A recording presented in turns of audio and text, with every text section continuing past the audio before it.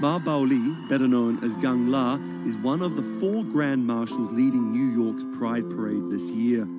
But in the country he comes from, being gay is still a social taboo. The CEO of a Beijing-based internet company is on a mission to improve the lives of millions of gay men in China. 对于每一个 LGBT 人群来说，即使这个国家不允许你跟同性爱人结婚，但是你仍然要勇敢地去选择你自己的生活，你仍然应该拥有幸福生活的权利。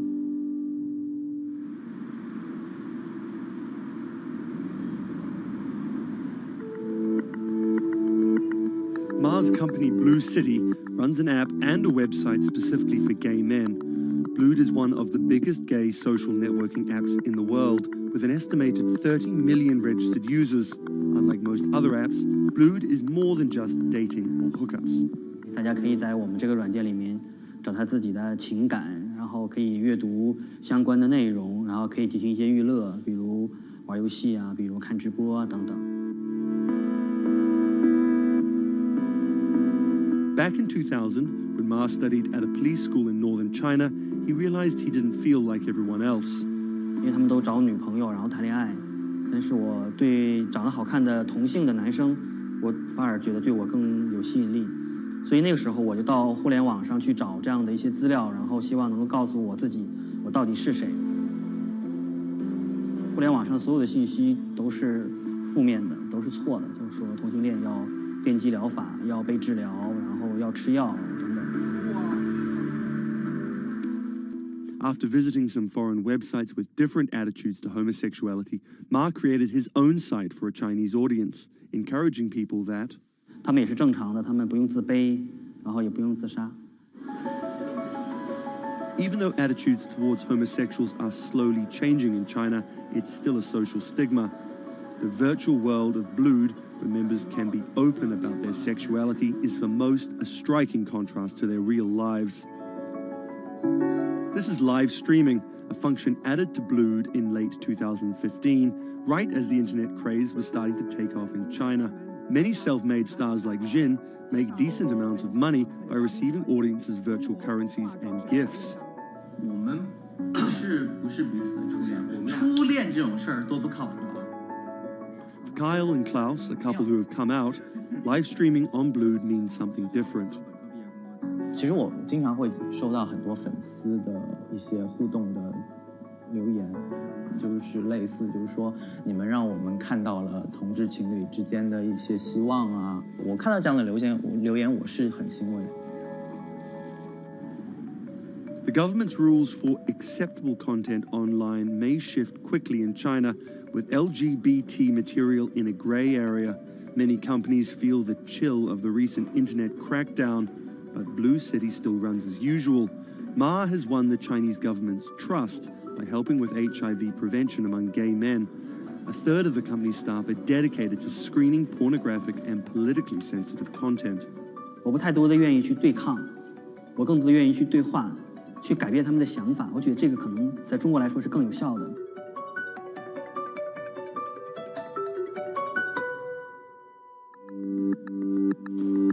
In the past 5 years, Blue City has grown from a team of 7 people to a promising business with about 250 staff. Ma said the company earned over $15 million last year, mainly through advertising and selling virtual currencies to live streaming audiences. Now the company is expanding overseas. 我希望吧，通过我们的努力，Blue City能够成为全球第一家在美国纳斯达克或者是纽交所上市的这样的同质互联网公司。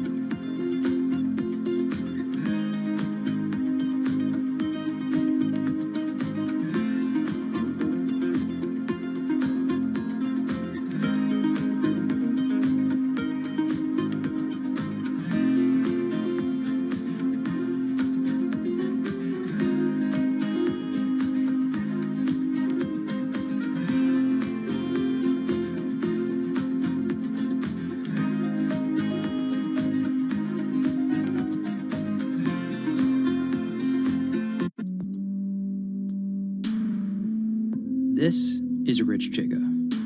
He's a Chinese rapper by way of Indonesia, and he's very popular on the internet.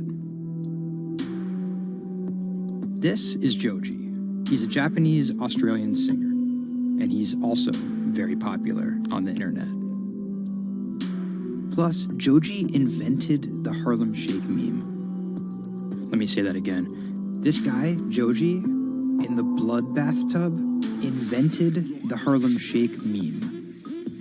But we'll come back to that. So Rich and Joji are both signed to 88 Rising, an entertainment company hoping to build a lasting global brand that will outlive singular moments of virality. They primarily create content combining Asian culture and hip-hop, a formula that apparently pleases the internet gods greatly. They've only been around for 18 months, but they're already putting up major label numbers. I think that we have an unprecedented collective of talent, a group of predominantly Asian artists, really making waves globally, which from an independent point of view as well. 88's founder, Sean Miyashiro, cut his teeth launching Vice's electronic music channel, Thump.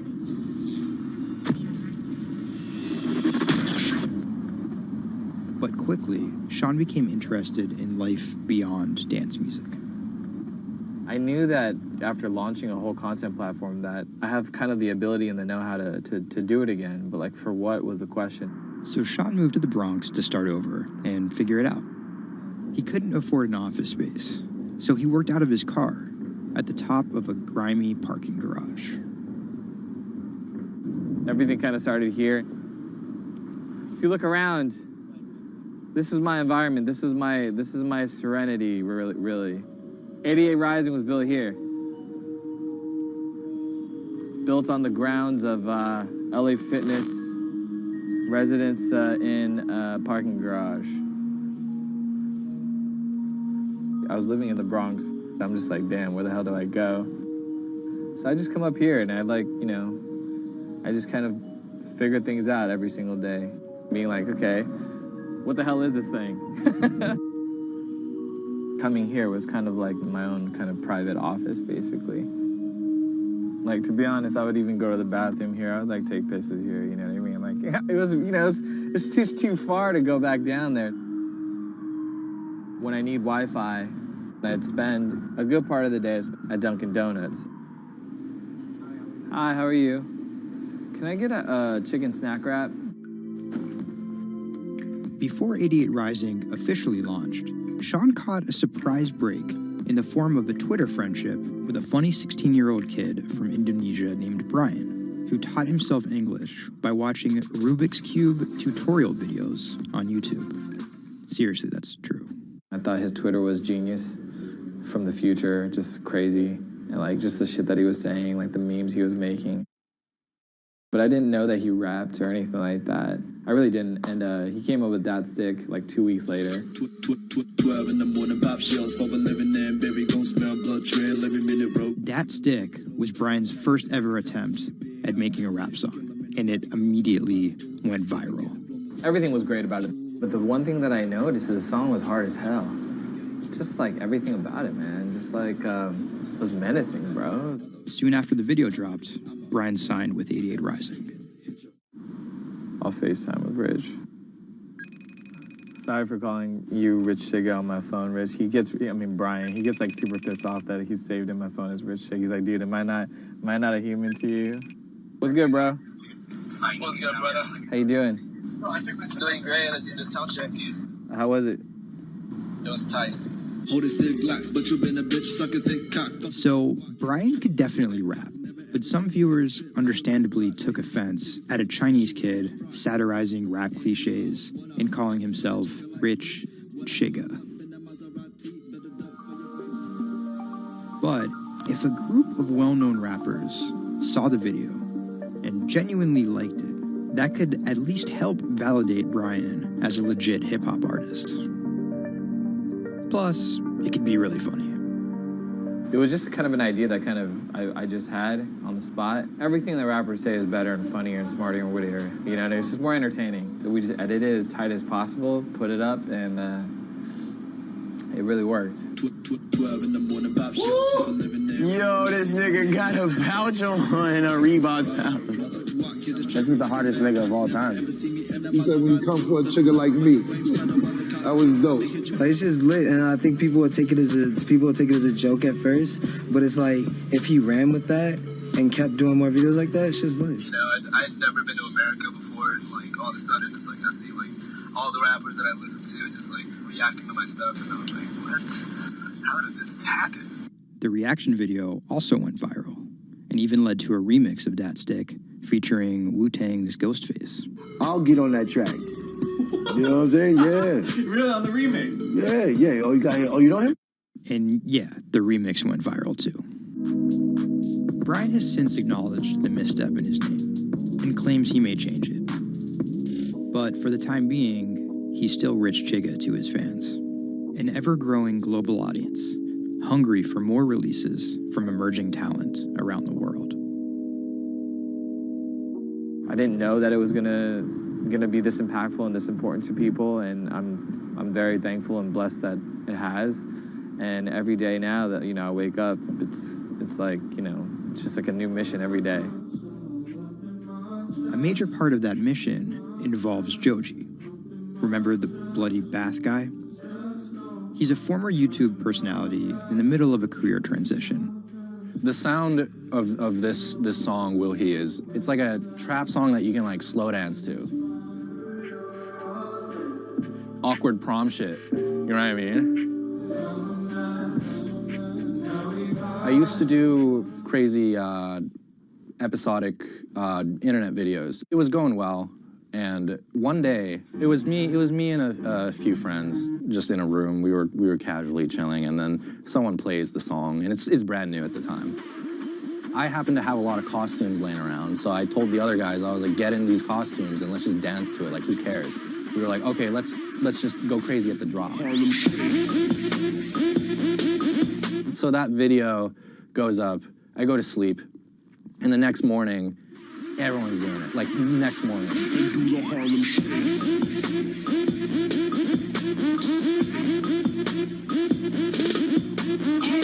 That taught me a lot about the internet, how people want to just be a part of something. And from that point on, something changed, and I was a little better at understanding demographics and people and, what they want to see and what they want to hear.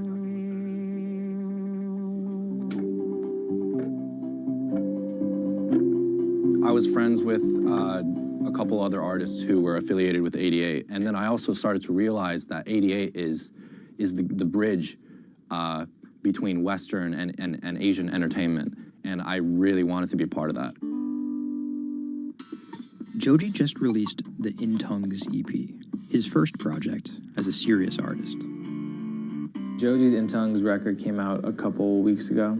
It's #2 on Billboard on the R&B charts, which is crazy for, independent release, and he's like a brand new artist. And the success is even more impressive, knowing he went from creating something like this. It's just Taco Bell. What could possibly go wrong?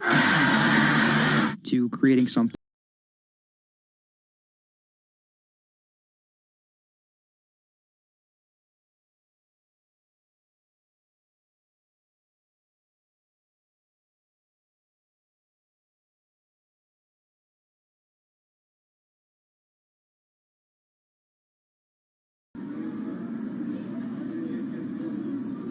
Tonight, Rich Chigga has a show in New York City. Tickets sold out in an hour. I came here, I'm first online. I was here at 1. I was the third person online. So why'd you get here so early? Because I want to see Rich Chigga. I want to touch him. What do you guys think of Joji? He's That's my dad, son. You guys copped the new EP or like? Yeah. I woke up at 6 in the morning just to cop that shit. And then I listened to it, and that shit started making me cry. This is actually kind of exciting. Every time, this never gets old. Like, you live online and social media, but like, there's nothing like just being with the people.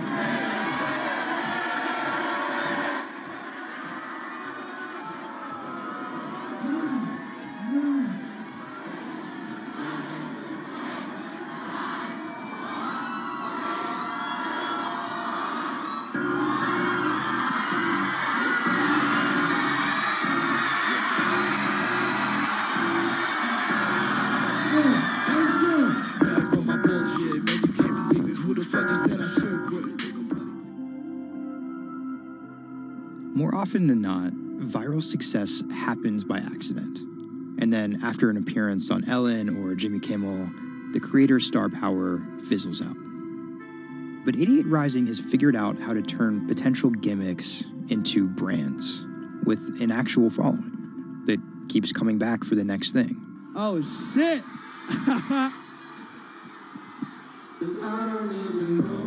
So keep an eye out for Idiot's next move. But more than likely, it won't be covered on network television or terrestrial radio. Although, as they've already proven, nowadays that really doesn't matter.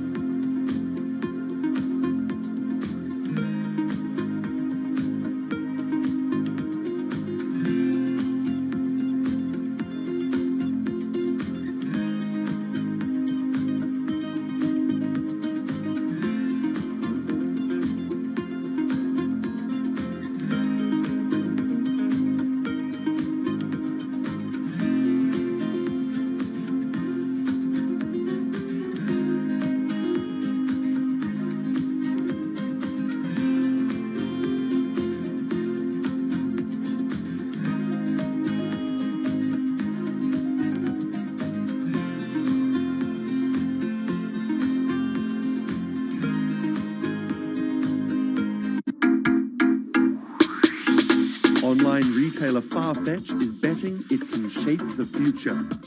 This is its concept store, showcasing the latest in retail tech. How do you capture all of that fantastic information that you gather in store with customers, touch and feel products? And we created a concept called the connected rail. And this is using a combination of RFID and ultrasound. The RFID signal recognizes the product, and the ultrasound recognizes the movement. Take the product off, and then you'll start to see your products appear. And essentially, it's like online browsing behavior. Whichever products you touch and pick up in the store are automatically sent to your app. This is effectively what you've created is your in-store wish list. In the middle, you'll see essentially a hologram of the product. What the customer sees, they control the experience on a touch device. What this allows the customer to do is take elements of products and then add their own style to it.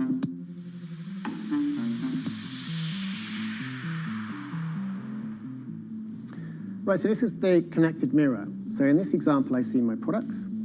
I select a coat, and that's tried it, and it's slightly too big for me.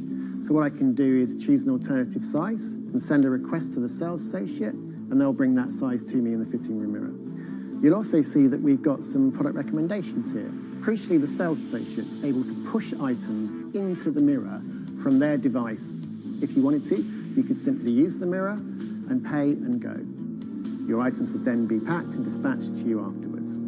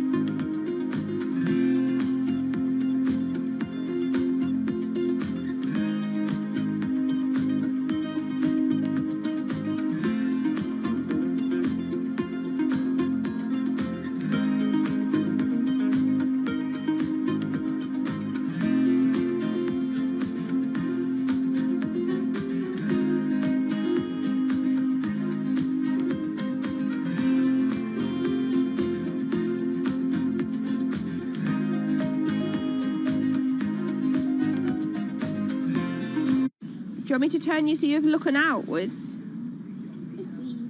Yes, please. How about there? First time we came out with B, Jade said, "It feels like I've been released from prison." Do you want these, Mrs.? Definitely. Definitely. Right. Yeah. And she could say hello to everybody, people she hadn't seen for months. It's Oh, it's Jade. Jade. Oh. So you can talk to Jade through this. Hi, Katie. She's there. Hi.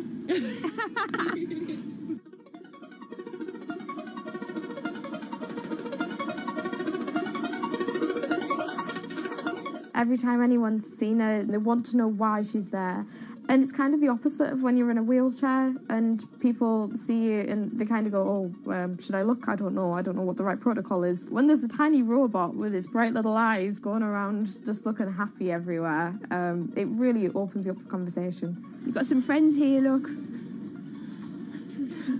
Hiya. When I saw her for the first time, I remember thinking, this is going to change things. This is one of those points where if this was a book, this would be the cliffhanger.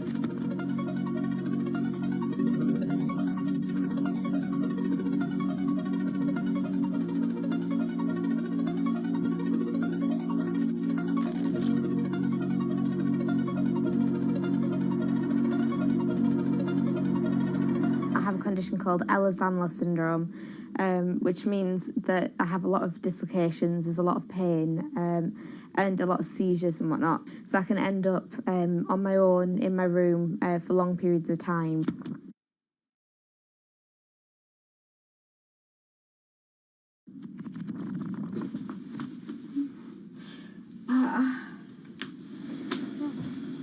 Yeah, my love. A lot of the time, with a condition like my own, of course there's the pain, and the pain is bad, and the dislocations are bad, and the seizures and being in paralysis and never knowing whether you're going to be able to wake up properly tomorrow, that's bad. But what's worse still is being able to count the number of people you see a day on one hand. Are you ready? Sure am, I'm just hoping the connection's going to stay. Yeah, me too. Alright, here we go. When you're used to just the same little metre by metre and a half window every day, and you've been there for months, being able to just see the sky from somewhere else, or the tops of trees, or a sign, is incredible. Or being able to have that kind of chat in the car that most people would probably take for granted. I'm going to go past Grandma and Grandad so you can give them a wave. Now, if Jade is particularly seizure-y, she can still take part. And that's brilliant, really, because before she would just be left in a bed or in a house with just her carers. It's quite a small world, that. Right, so there's one of her. Here, this costume I'm busy making at the moment. When I'm not on bed rest and I'm not just wearing pyjamas all the time, I enjoy being able to dress as different characters and go to Comic Cons and that kind of thing, because it just lets me show a different side of myself, and it's a bit of fun. If you can't go out that often, you've got to enjoy it when you do. Was that? Good. It's one of those weird things where I want to not have to use B because I want to be well enough to be able to go to those places myself. Like, it really makes a big difference to me to be able to go into school. But the thing is, with my condition fluctuating all of the time, I can't go into school reliably.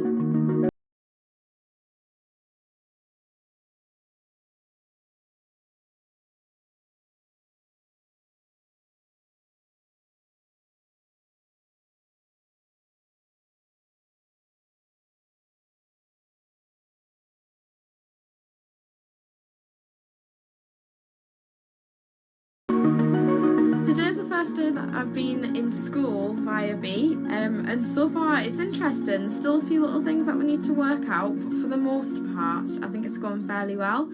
And it's brilliant because I can really tell the difference between today and yesterday. How yesterday I forced myself to go into school when I wasn't very well, and I was really tired afterwards and ended up having loads of seizures, whereas today I've been able to do all of the work. I've been able to keep a clear head and not be ill, which means I'm able to be more focused on my schoolwork. So there is my first step of working, is to simplify root 8. The algebra test is next week. Now I'm trying to make friendships which I'll be able to maintain with B. Before that, I end up letting people down quite often. B gives me hope, yeah. She's just always there, and if I can't do something, she can. And if I need sort of assistance to be able to make commitments, then she's there, and she means that I feel like a more valuable person because I'm more reliable.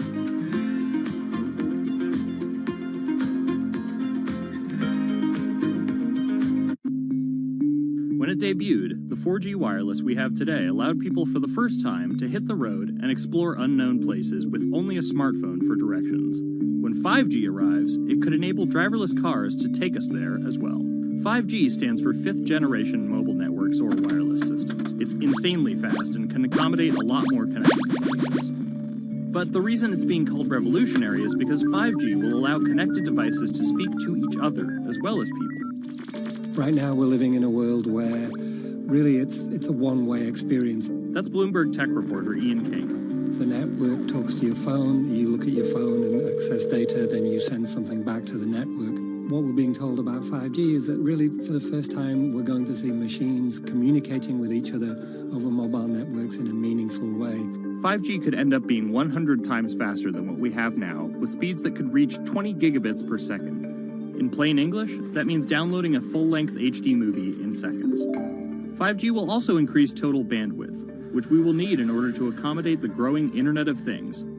We're talking about the class of devices like internet-connected refrigerators, thermostats, dog collars, but 5G will enable many, many more. Things like your utility network factories, where machines are just sat there not connected at all.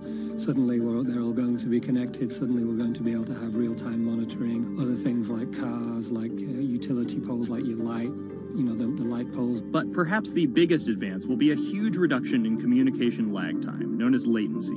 A network of driverless cars will need the speed of 5G to ping each other multiple times per second to avoid collisions. Near instantaneous data transfers could allow doctors to perform surgery remotely with a robotic scalpel. So how will all this work? First, you need to improve network density. And that's just a fancy word for saying you put more towers out there. What we're being told is that's not actually the case with 5G. The idea is 5G will not only use the existing mobile spectrum, but also tap into higher frequencies called millimeter waves. Millimeter waves can carry more data, but only travel short distances. This may mean you'll see a lot more of these base stations around town. And the new towers may have as many as 100 antenna ports, compared to about a dozen on 4G cell towers. So when will we get 5G? Getting 5G ready is expected to cost providers $275 billion over 7 years in the US alone. Look for the first 5G service to pop up in big cities sometime in 2019.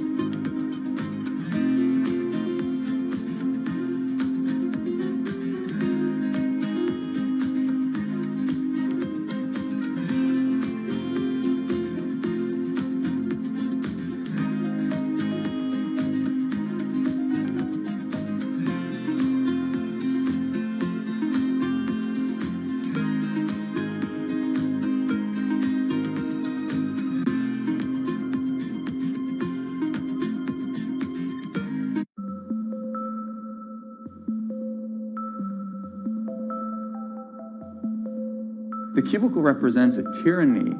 It confines your imagination, your thoughts, into a small physical area. Imagine pretty much every software engineer or finance person being able to, disconnect from their desk and look at holographic monitors on a beach and doing their work from there. That's not going to be science fiction. It's the modern office place. Silicon Valley is all about building the future. A startup called Meta thinks it's getting there first, thanks to a big bet that it's made on augmented reality. How are you? Good, thank you. Welcome to Meta. Thank you. Call it a 360-degree office where you can spatialize your thoughts as part of your workflow for education, architecture, design, engineering, etc. People often mix up augmented reality with virtual reality. VR totally blocks your ability to see or hear the real world. AR overlays holograms onto what you already see. Meta has tried to make its version of the workspace feel familiar. You grab the hologram instead of using a controller or a mouse, and your brain already knows how to do it. In other words, we've designed an operating system that humanity has always known how to use. So you can see this eyeball, which is, by the way, photorealistic. You can see my hand is occluding the eyeball, and now the eyeball is occluding my hand, right? You see those two circles? They get small, and then they turn into this glowing white ball, and then I can move my hand around supernaturally. I can do this with two hands and rotate the thing. I can stretch it. I can throw it back right into the shelving system, and that's all you have to learn to become a modern worker. And to prove this, the employees at Meta have started to get rid of their computer monitors, trading them in for Meta's augmented reality headsets. Mayron thinks that in less than a decade, we'll all be just wearing strips of glass that can project holograms.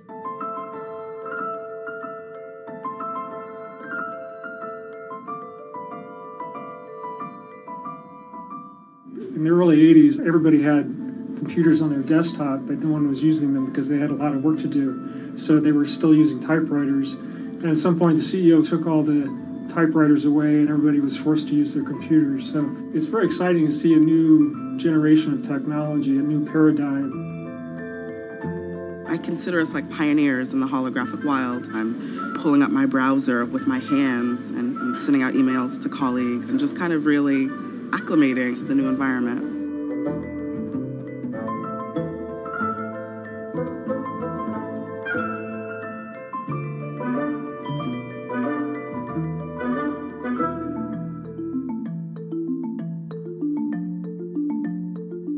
Now you're putting on my computer, essentially.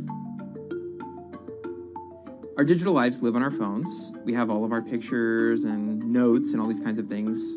So, and why don't you write yourself a little sticky note? I like it. And go ahead and just take your fist right over the top of the sticky note and close your fist. And now... Oh, what? Meta's own transition to augmented reality has run into plenty of unexpected problems. And it's still going to be a while before you'll start to see these devices in your office. But I think it's a future worth waiting for.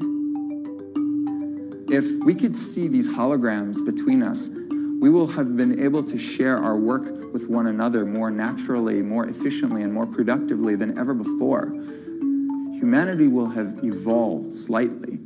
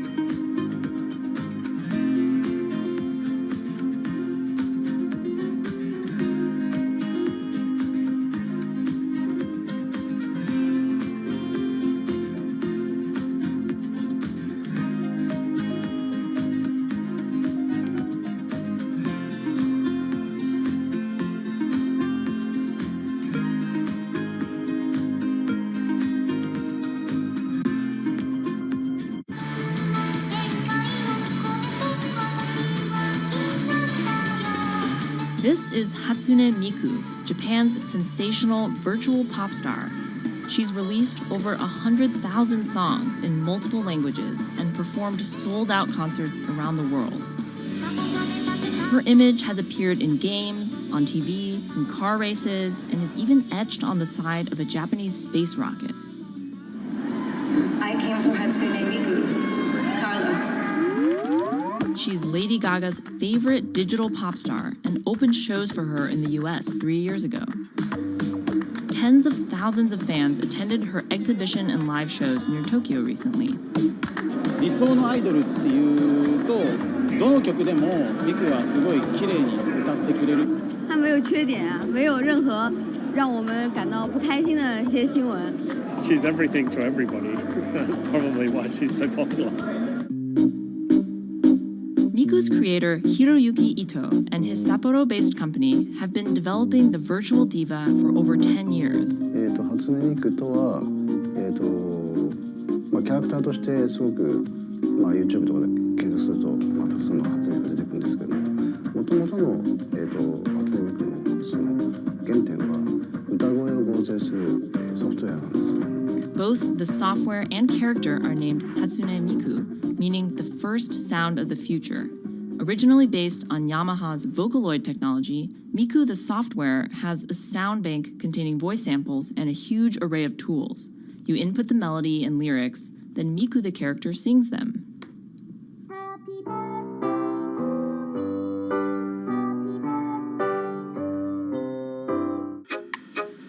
To date, Krypton has sold 120,000 software licenses at $200 each to fans around the world who use it to create numerous songs and share them online. Some of the fan-created songs are chosen to be part of Miku's concerts, for which they're paid a royalty fee. もともと初音ミクっていうその存在自体がそのボトムアップって言いますか、中にはアマチュアクリエイターじゃなくて今もうすでにプロになって活躍している方もいらっしゃるんですけども。The company also has other revenue streams. It makes money from merchandising, licensing deals, and concert ticket sales. According to the real-life musicians who perform with Hatsune Miku, the virtual pop star is interesting and surprising. 今年で3年ぐらい、ちょうど3年ぐらいやってきて、ライブも数十本、数百本やったんだ。そういうことが演奏によって起こせるためのそういう器みたいな感じになってます。初音ミクらしさって僕はあんまりない。初音ミクって何だってありっていうか。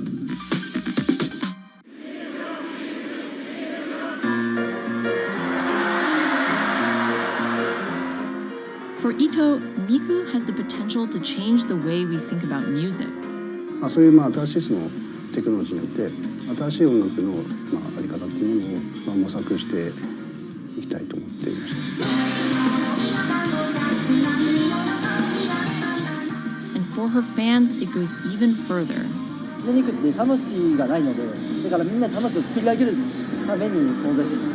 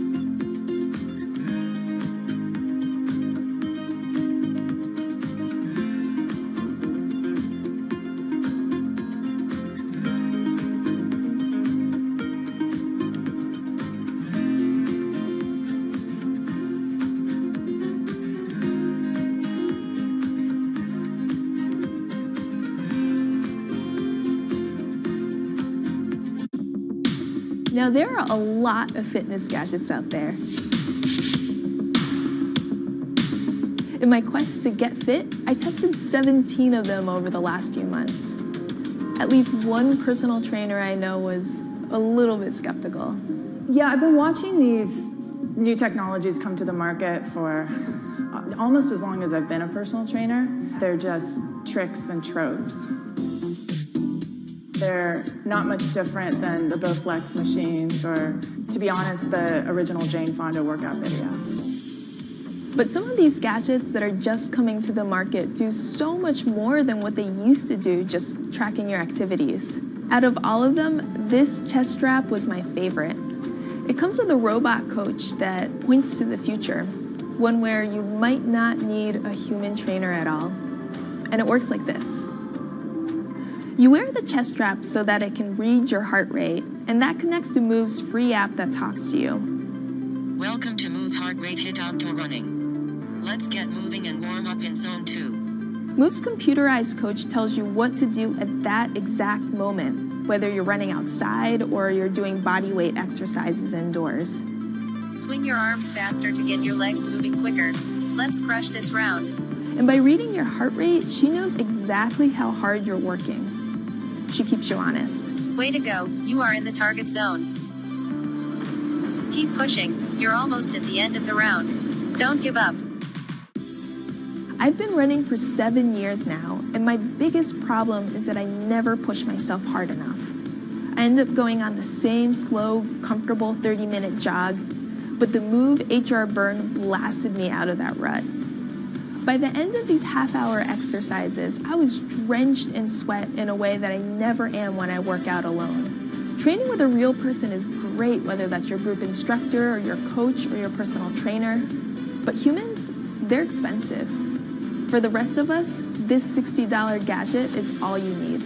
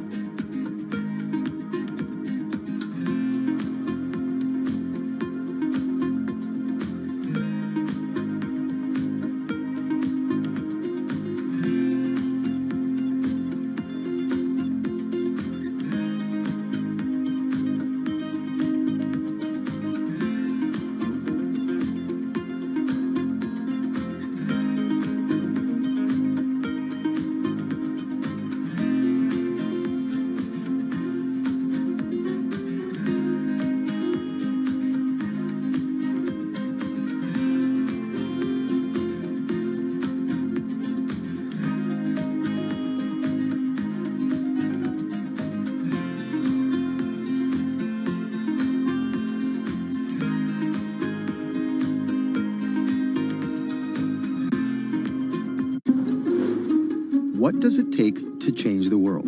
A big army? A cure to a pandemic?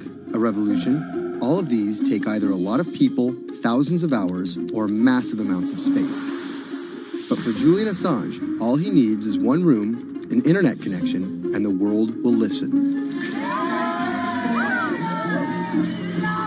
Assange is located here, and more specifically, right here. And from that location, he's posted government secrets, classified documents, and leaked emails from some of the world's most powerful people.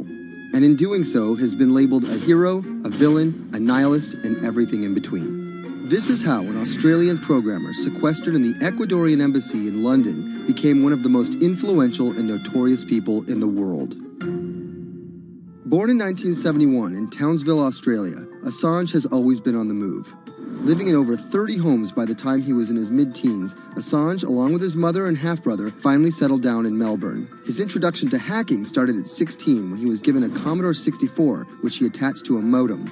He attended the University of Melbourne, where he studied programming, physics, and mathematics. He never graduated, but that doesn't mean he didn't get an education. By 1991, Assange hacked into the Pentagon, U.S. Navy, and other branches of the U.S. government. In 1996, he was caught by the Australian Federal Police and charged with over 30 counts of hacking and computer-related crimes. He didn't get any jail time, but he was fined $2,100. I think the first taste of what would come later was the hacking that he did as a young programmer, and that really sort of foreshadowed a healthy skepticism of the use and abuse of technology by governments. That's Vernon Silver. I'm a reporter for Bloomberg's investigations team. Assange's youth as a hacker laid the foundation for him to start WikiLeaks in 2006. But what is WikiLeaks? It's a website that posts unfiltered, usually classified documents. What separates it from every other media outlet is that they have no editorial hierarchy. With a publication like the New York Times, information comes in, they take that information, package it, then disseminate it for the public to see. WikiLeaks, however, cuts out the middleman.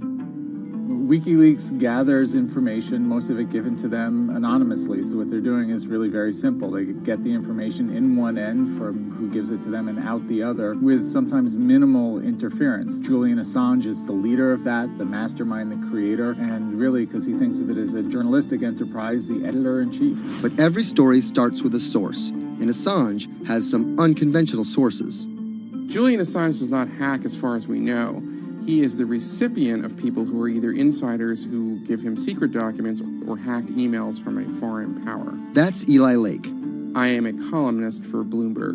And there was no source bigger for Assange than Chelsea Manning. He used to be known as U.S. soldier Bradley Manning. In 2010, Manning provided Assange and WikiLeaks with hundreds of thousands of leaked government documents. WikiLeaks quietly began releasing the documents in February of 2010, then made big headlines in April by posting what is now known as the collateral murder video. Come on, fire! It was a vivid, graphic video. It changed the debate on the Iraq War, and importantly, it put WikiLeaks on the map when they put it online, and they couldn't be ignored at that point. And those leaks were just the beginning. They went on to post more than 90,000 leaked documents known as the Afghan war logs, 390,000 documents known as the Iraq war logs, and 250,000 private messages between diplomats called cables in what is now known as Cablegate. These leaks were met with very real ethical questions. The problem with publishing those cables was that a number of confidential sources for U.S. diplomats who faced real danger when their names were exposed. Then Secretary of State Hillary Clinton drove the point home that every country, including the United States, must be able to have candid conversations about the people and nations with whom they deal. Shortly after Cablegate, the Swedish government issued an arrest warrant for Assange on allegations of rape and molestation. He claimed the allegations were fabricated to get him extradited to the United States, a claim the U.S. government denied. Either way, Assange's next move was to seek refuge in the Ecuadorian embassy, which really was the beginning of the new chapter in his life and what we're dealing with now, which is him being stuck in London. What was supposed to be an office in an embassy is now Assange's self-imposed prison to this very day. But that doesn't mean he's slowed down. Since being trapped in the embassy, WikiLeaks has released files about Guantanamo Bay prisoners, Syrian political figures, and the draft to the Trans-Pacific Partnership. And then came the 2016 U.S. election. Thousands of leaked emails showed Democratic Party officials possibly plotting against Bernie Sanders in his race against Hillary Clinton. Over the course of 68 days, WikiLeaks released 20,000 confidential Democratic National Committee emails. In terms of the presidential race, if you look right here, when Assange released the first batch of emails, Trump actually takes his first lead against Clinton. I think we've had enough of the Clintons, in all fairness. Once WikiLeaks started exposing secrets of the Democratic Party, Julian Assange became a hero to many on the right. Public opinion kind of flip-flopped. WikiLeaks! From the emails, we now know Hillary Clinton's campaign manager makes risotto, and also how the DNC squashed Bernie Sanders' campaign. One thing we don't know is who gave Assange the stolen emails in the first place. Many leading Democrats say they suspect it was the Russians. They released an analysis from a private cybersecurity firm that had said it was the Russians. But Assange claims our source is not the Russian government, and it is not a state party. So this is where we stand today. The public still doesn't know who provided the emails to WikiLeaks. Meanwhile, Assange is still running WikiLeaks and still releasing documents. In March 2017, he started publishing documents from the CIA's Center for Cyber Intelligence called Vault 7. The CIA, the agency charged with finding and keeping our top secrets, can't keep its own secrets. As long as Assange has a connection to the world, no government secret will be too far from exposure. Julian Assange is still in the embassy. Maybe he'll leave, maybe he won't. Kind of regardless, his work has been done. He's changed the way people think about their governments, about their own secrets, about their own hackability, and really the world has changed because of him.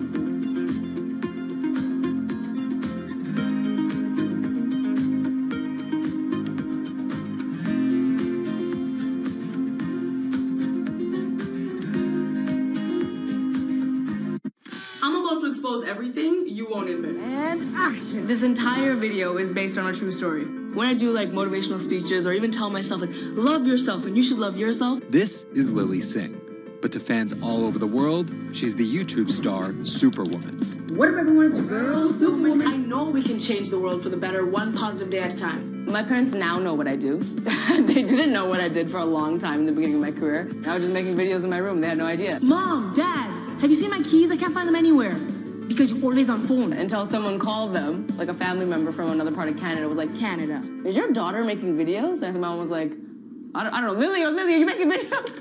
Just making videos grew into an entire career. Today, Lily's YouTube channel has some 12 million subscribers, over 2 billion views, and guest stars like Michelle Obama, Dwayne "The Rock" Johnson, and Seth Rogen. I think a lot of young girls are raised to believe that you're going to go to school and then graduate and then get married and then get a job and then have kids. And Lily was on that path, all the way through a psychology degree at York University in Toronto. But when she started thinking about a career, I started to immensely panic and think something was wrong with me because I tried to figure out my life and it wasn't working in that straight line. It was 2010, and YouTube was only 5 years old. I thought nothing of YouTube. I was probably the last person in my circle of friends to discover YouTube. And I remember when I did, I thought, this is so strange. There's people making videos in their rooms, and other people are watching them. So she figured, why not give it a shot? I one day posted a video because I was sad, and I wanted to be creative and happy. She didn't know how to edit video or write scripts, so she winged it. It was so bad and so cringe. And my expectation was literally nothing. I was like, I'm gonna put this video up, a couple of my friends are gonna watch it, probably make fun of me, and that's gonna be the end of this. The second and third video came from, wait, 70 people watched my first one, can I get 80 to watch the next one? She kept creating, she kept posting, and the viewers kept coming. Lily had found an audience. A lot of the comments were, oh my God, there's a brown girl on YouTube. More specifically, Indian. Lily's parents immigrated to Canada from India, and Lily was born and raised in Scarborough, near Toronto. My home life was awesome. My parents, even though I portrayed them to be quite strict in my videos. Oi, Lily, where the rest of your skirt, huh? I teach you like this, to walk around like this, showing everything to everyone? They actually aren't like that at all. They're pretty modern and pretty cool. Your dress is short. Don't know what for. And were pretty lenient with me. I mean, I got away with a lot of things. I was a brat. I was a brat. She had a different idea of what she wanted out of life than other kids. In a grade school graduation slideshow, her classmates said they wanted to be lawyers and doctors. And then I came up and I was like, rapper. Making out with your friends, man. But then you say that you hate hoes. I could just feel my parents being like, why? Because that's just not something women really did in the Singh family. I know there was a ton of people that weren't happy about my birth being a female, so I think, and that's some real-ish, but it's a real thing. The best thing I could have done to prove to so many people that didn't want my mom to have a daughter was to become Superwoman. What up, everyone? It's your girl, Superwoman. It was the name of Lily's favorite hip-hop song by Lil Mo featuring Fabulous. I love the song so much because it was one of the only songs at the time that was an empowering female song, where Lil Mo's going on about, like, I will save guys with my superpowers, and I will save girls with my superpowers, and I am the Superwoman. I thought, this name that I've had for so long that empowered me when I was younger, I'm gonna make this my screen name. Maybe there should be a new series. Superwoman didn't just burst onto the scene overnight with a viral video. It was a steady climb fueled by hard work. The moment that I thought this is going somewhere and this could be a career was the first time I performed internationally. It was in India. And it was the first time where I was truly across the world and people knew my videos. Singh has transformed herself from a bratty kid to an internet personality to a media mogul. She started a feature film, A Trip to Unicorn Island, in 2016. And her book, How to Be a Boss, hit the New York Times bestseller list in 2017 while she was on a 30-city international tour. Lily started out with the goal of getting millions of subscribers and financial security. Hurry the hell up! But after surpassing those goals, success has new meaning. I've really come to terms with the fact that my definition of success is what's the best legacy I can leave behind. And it's not the number of views, the number of subscribers. It is the number of people that can say, this girl changed my life or changed something in my life positively.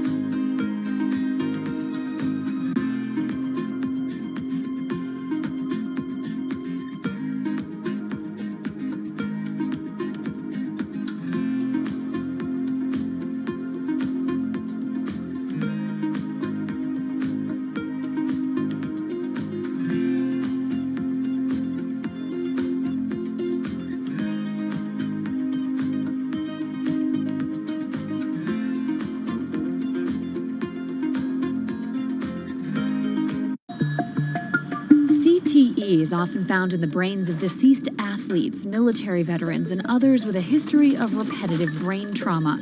Hundreds have donated their brains to the VA Boston University Concussion Legacy Foundation Brain Bank. This is a former NFL player who died in his early 70s, and this is a veteran who also died in his early 70s. Dr. Ann McKee dissects these brains. The hippocampus and the mammillary bodies are very important for memory. I can see that they're slightly affected. McKee recently dissected the brain of former New England Patriots player Aaron Hernandez, who was convicted of murder and later committed suicide. You'll see right away that the brain is showing signs of shrinkage. You can see the crevices in the brain that you can't see in the normal. McKee says Hernandez's severe case of CTE impacted his decision-making, depression, and ability to control rage and aggression. Right now, she thinks we're underestimating how many people have CTE. We were able to distinguish between CTE and controls and CTE and Alzheimer's disease.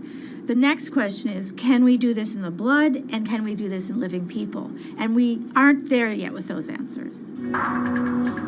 But the need for a diagnosis in the living is motivating companies such as Quanterix in Lexington, Massachusetts, to work faster on technology that could diagnose concussions and CTE in as few as 30 minutes. Kevin Rosovsky is the CEO. It's like a high-powered microscope. And so by doing that, we can see little biomarkers that you couldn't see before in the blood. Quanterix received a grant from the NFL and just went public. Since then, its stock is up more than 40%. The company sells a machine called Simoa for $175,000 to other biotechs, hospitals, and researchers. And for the first time in history, we're able to see brain health in blood, and that's a major breakthrough, and that's leading to less invasive testing, and we've already been able to see evidence of concussions, and there's the beginning evidence of being able to see the accumulated effect of concussions. Quanterix is also trying to detect Alzheimer's disease, multiple sclerosis, and ALS. Rosovsky says he thinks diagnosing concussions will be easier than diagnosing CTE. Diagnosing CT in the living probably is a couple years away. We're real excited to see the progress, but reducing some of that work into actual tests in the laboratory takes time. There's regulatory approvals. There's a lot of red tape that you have to go through. Also in this race to diagnose CTE in the blood are Athlon Medical and Exosome Sciences.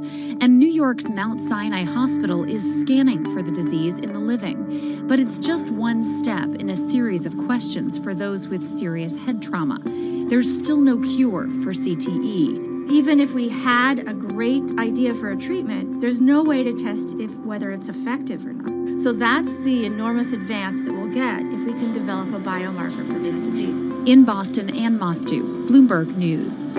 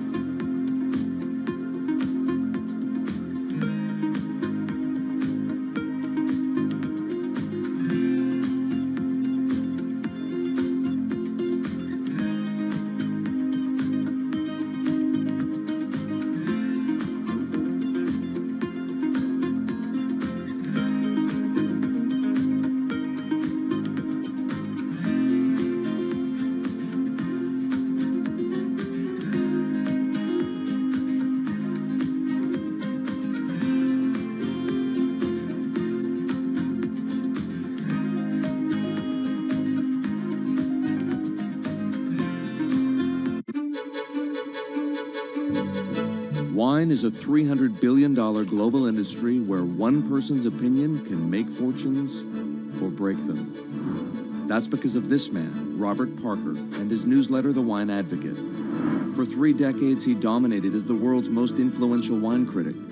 Now Parker's protege is building an empire of his own. Antonio Galloni runs Venice.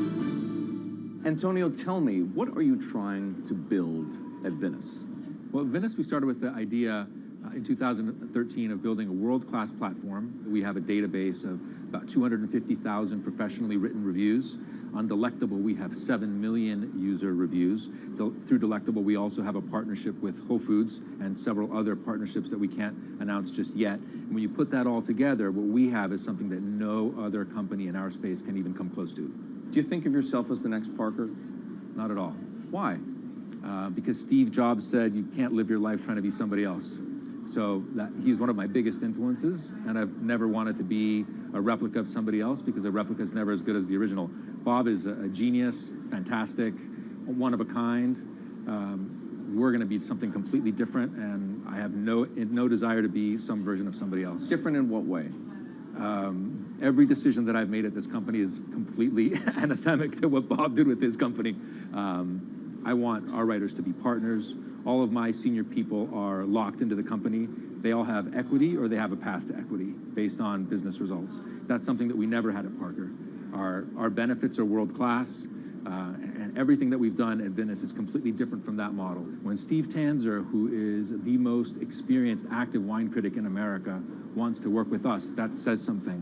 When Alessandro Masnaghetti, who's the best cartographer of of vineyards, wants to work with us, that says something. When Neil Martin, who's a superstar wine critic with enormous experience in Bordeaux and Burgundy and the former lead critic at The Advocate, wants to come and be part of our team, that says something. You make it sound like The Wine Advocate was a disaster as a company and a miserable experience as an employee. No, it was great because I got to work with Bob Parker when he was at his prime, you know, and Bob was like a second father to me, and we talked on the phone all the time, and he gave me great advice. Can anyone's palate dominate the wine criticism business the way Parker's did? And should anyone's palate dominate it the way his did? I just think the world is very different today. You know, I mean, it's just a totally different world. It's probably not healthy to have a single person dominating the world. It's not even wine criticism, it's the wine industry. Yeah, that's probably not the healthiest thing in the world.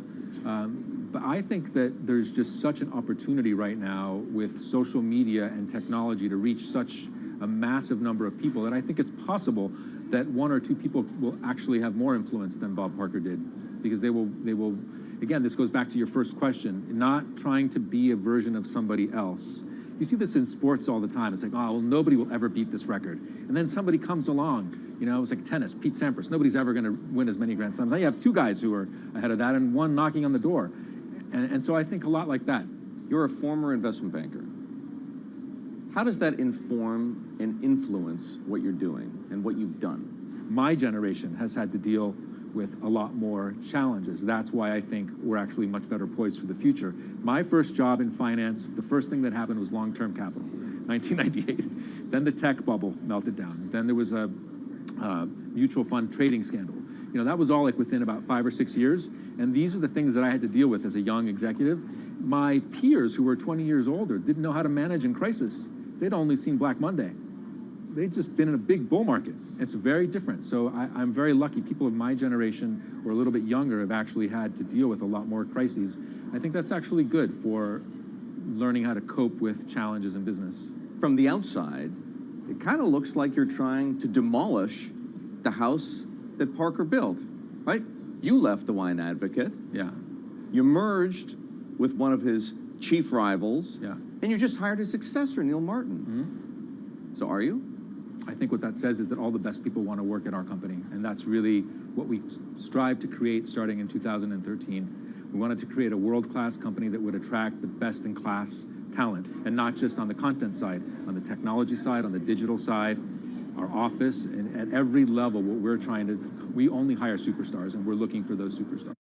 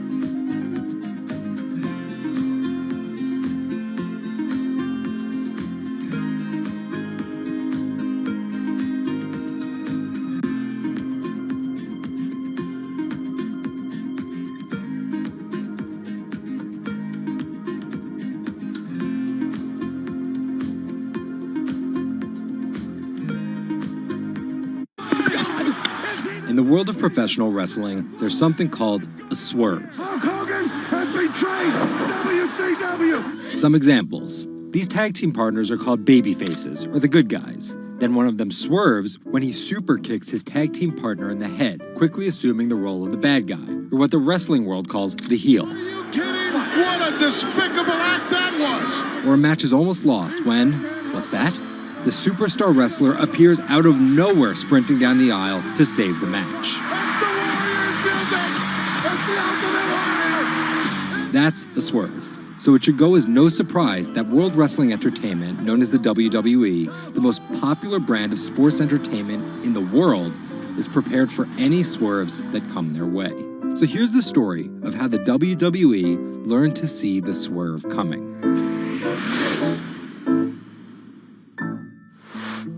So I spoke to Bloomberg reporters Felix Gillette. I'm a writer for Bloomberg News for the global business team. And Kim Basine. And I'm the U.S. luxury reporter at Bloomberg. To find out exactly how the WWE is positioning itself for an all-out global invasion, which starts with a massive change to their lucrative pay-per-view model. WWE basically pioneered the pay-per-view model on cable. I remember as a kid, when the pay-per-view events came up, all of our friends would scramble around and try and get one of the parents to pay for it. But in 2014, they took a huge risk. They saw a little bit sooner than some of the other entertainment brands that where this whole thing was moving was away from cable and satellite television and towards on-demand streaming video apps. They made this risky decision, in essence, cannibalizing that pay-per-view model, which they had essentially built. And after some early turbulence, it's working. Roughly 1.5 million people are paying $9.99 a month for the WWE app, making it the 5th most popular streaming OTT service. This adapt-or-die approach is in the WWE's DNA. Over the past 30 years, the company always seems to think 2 steps ahead. In the early 90s, WWE was at its most threatened when Ted Turner took them on with WCW, which stands for World Championship Wrestling. And back then, the WCW was winning the ratings war. So in order to compete with them, WWE had changed its product from a family-friendly kind of cartoonish style to this really raw. That's why they called their show Raw. It was this raw style of wrestling. With violent, outrageous, reality-inspired plot lines and aggressive personas. From a 16-foot ladder! And they won that fight against Ted Turner. And they bought WCW.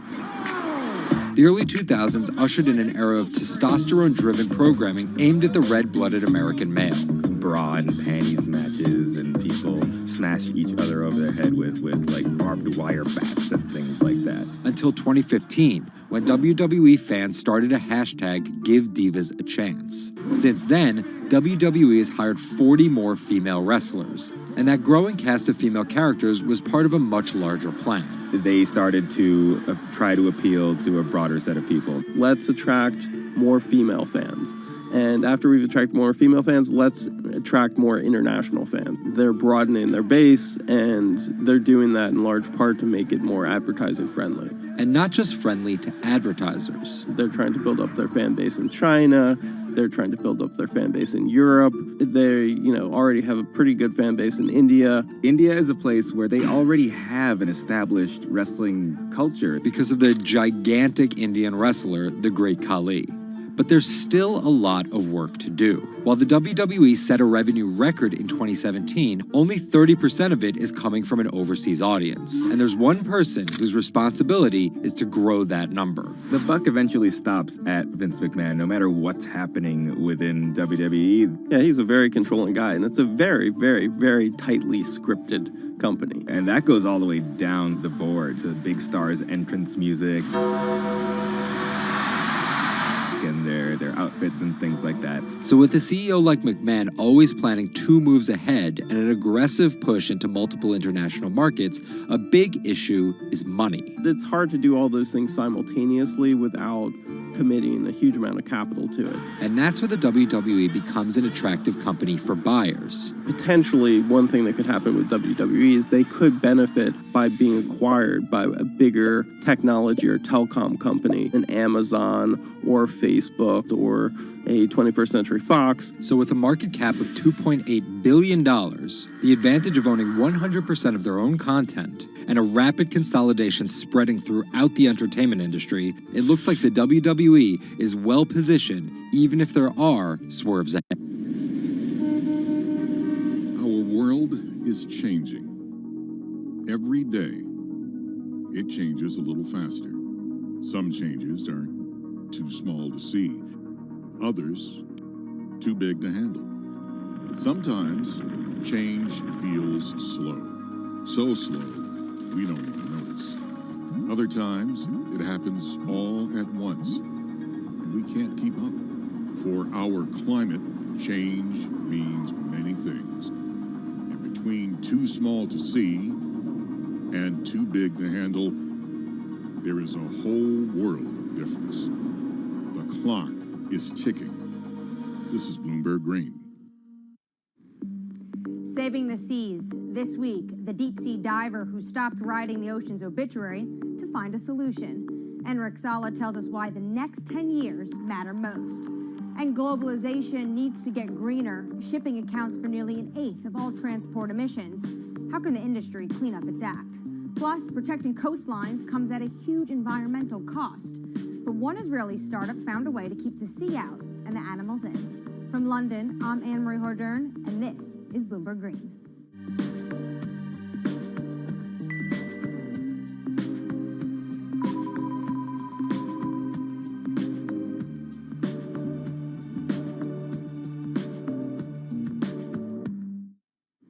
After more than a decade of studying the ocean as an academic, Enric Sala realized he was writing the ocean's obituary.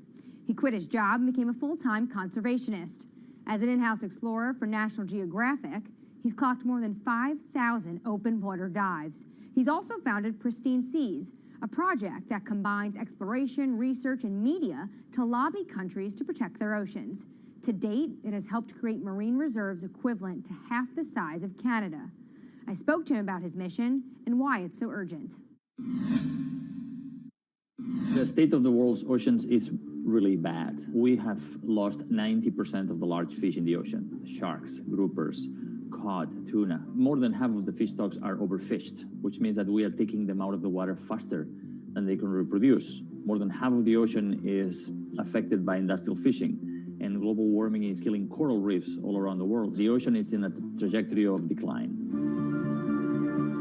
Can you just visualize for our viewers who never get to see the kind of things you are able to see, what an ocean and healthy ecosystem looks like versus one that's next to a bustling economic and industrialized area? Coral reefs in the United States, in the Florida Keys, are down to only 2% of what they used to be. Before, 80 to 90% of the bottom on a coral reef in the Caribbean was covered by live coral. Now, Florida Keys have only 2%. The average in the Caribbean is about 5% of the bottom covered by live coral. The rest is covered by slime and seaweed. And most of the fish you can see are this big. And it is very, very rare that if you jump into any place in the Caribbean at random, you see a shark. It's very, very rare. Now, let's go to Millennium Atoll, for example. An atoll that is uninhabited and fished south of the equator in the Central Pacific belongs to the Republic of Kiribati. 2009, we conducted the first underwater expedition to this island, and I still remember the first time. Jumped over the side of the boat, and as soon as the bubbles cleared, I was surrounded by 15 gray reef sharks. After a couple minutes, the sharks decided that we were boring, and they went back to do their thing. And you look down, 90% of the seafloor is covered by thriving coral, and it's full of fish, and a sea turtle comes by. Now, this abundance that we rarely see anywhere except in well-managed marine reserves. This is what the ocean used to be like, and this is what we have learned from going to these pristine places. And you write in your book that you're writing the obituary of ocean life. What's the cure? The cure is doing less harm. Basically, there are three things that we are doing to the ocean. One is we are taking fish out of the water faster than they can reproduce. Two, we are turning the ocean warmer and more acidic because of man-made climate change. And three, we are throwing in everything that we don't want, our waste and our plastic. We need basically to reverse these trends. Does this mean that a lot of this falls to governments and their policies? That's a big part of it, because it is governments that regulate fishing and mineral extraction and oil extraction. It is governments that have the legal authority to create large marine reserves in the ocean. But also, local communities have an important role to play because some of the most successful protected areas in the ocean are community-led and community-managed marine reserves. So when the fish come back, the divers come in. And that creates huge economic opportunities through ecotourism. These areas that are managed by communities are very successful because the communities have a vested interest in having as many fish as possible inside them so they can enjoy the benefits. What from the pandemic has changed your view when it comes to protection of the environment? Nature has given us a very strong signal of how fast it can recover if we just give it space. Everybody was fascinated by all these videos of the whales and the dolphins coming into marinas and mountain lions on the streets of Santiago in Chile, wild goats in the UK. Nature has this extraordinary ability to bounce back if we just give it space. This is why we need to protect at least 30% of the planet by 2030. How do healthy marine ecosystems help in the fight against climate change, though?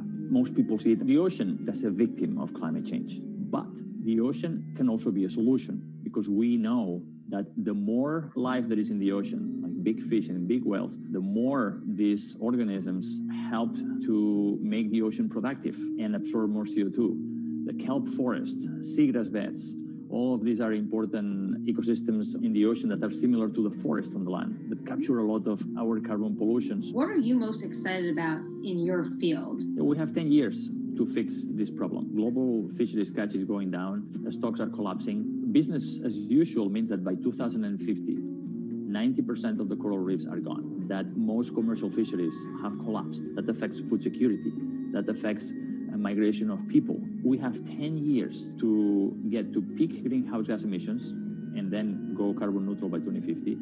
And we have 10 years to protect at least 30% of the ocean so we can restore much of this health and productivity, not just for saving biodiversity, but also saving our life support system. We are not talking about something that is apart from us. We are not apart from nature. We are a part of nature. So these 10 years are probably the most critical in the history of humanity. The most accurate measurements of changing oceans will come from space. While Enric Sala explores what lies beneath, a new satellite is giving us data from above. We'll learn more about our oceans and climate change, but from space. A new satellite's been launched from California. Its mission: track the accelerating rise of sea levels. Well, the main instruments on board include a dual-frequency radar altimeter. And this is the primary instrument of the mission, and that's the one that's measuring sea surface height, significant wave height, and wind speed over the ocean. And from those measurements, we can actually have the superb measurements that we expect of sea level rise. Data gathered from Sentinel-6 will be used alongside information from other satellites to build as complete a picture of the oceans as possible. With a long record, we can precisely measure the acceleration. We eventually can detect new regime, tipping points. For example, if there is a runaway in the melting of Greenland or Antarctica, sea level will record this runaway change because it is an integrator of all changes that are occurring in the climate system. So we will be able to see some change, big change in the global climate. The National Oceanic and Atmospheric Administration expects that sea level rise will increasingly threaten U.S. coastlines. One example, the southern tip of Manhattan is expected to flood 20 to 40 times a year by 2030. 11 of the 15 largest megacities are located at the coast, and this number will double. The number of people living in coastal area will double by 2060. So, knowing how much sea level is rising at the coast and how much it will rise in the future in coastal areas is as obvious. It's obviously a major goal for human beings. Coming up, from sails to steam to oil, the shipping industry is no stranger to change. But how will it navigate the next transition? This is Bloomberg Green.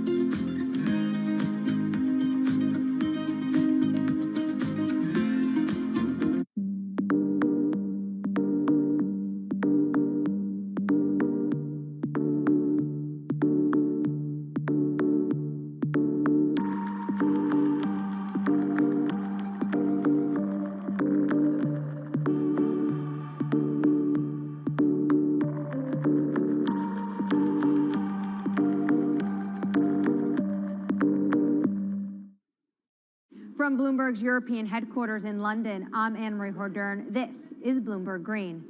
Now, for your roundup of this week's latest climate news, Jennifer Zabazaja has your green in brief. Here's the climate news you need to know. Deforestation of the world's largest rainforest has hit a 12-year high. More than 4,000 square miles of the Amazon rainforest was destroyed in 2020. That's a 9.5% increase from a year earlier.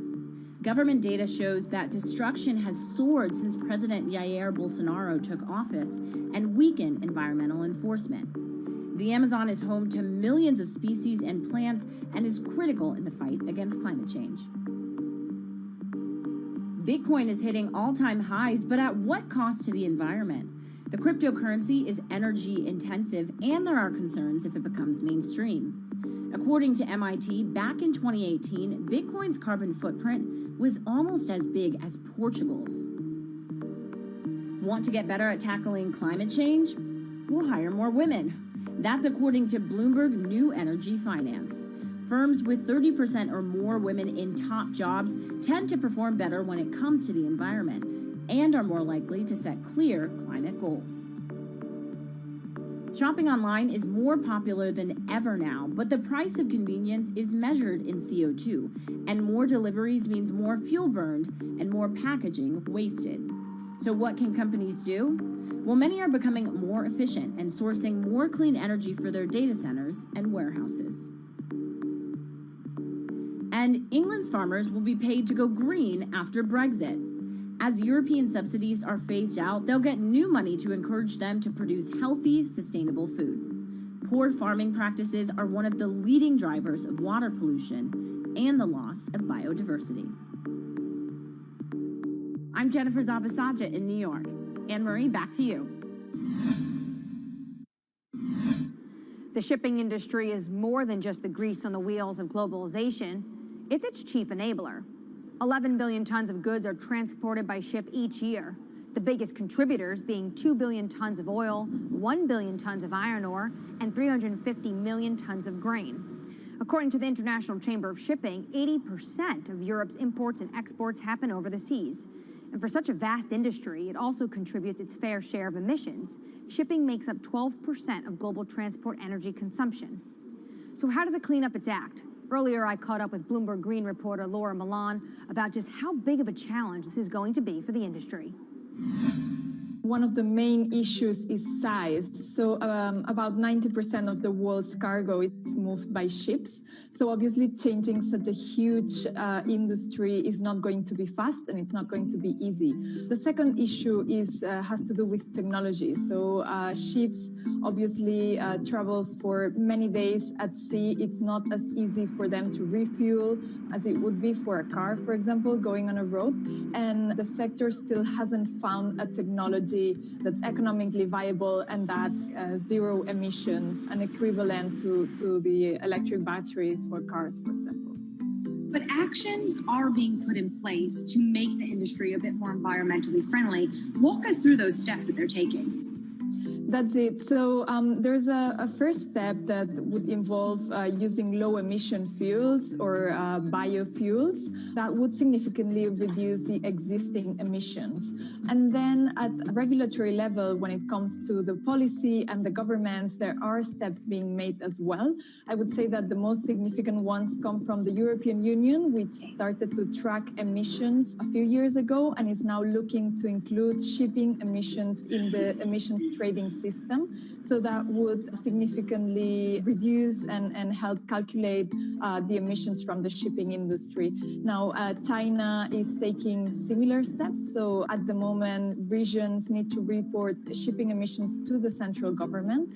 And finally, we have the International Maritime Organization with a pledge to reduce shipping emissions by 50% in 2050. Now, we must say that that pledge has been considered insufficient by environmental groups, but at least some steps are being taken. So to get to 2050, the industry obviously is going to need to start tapping some new technologies. What new technologies are you seeing being introduced into the shipping industry?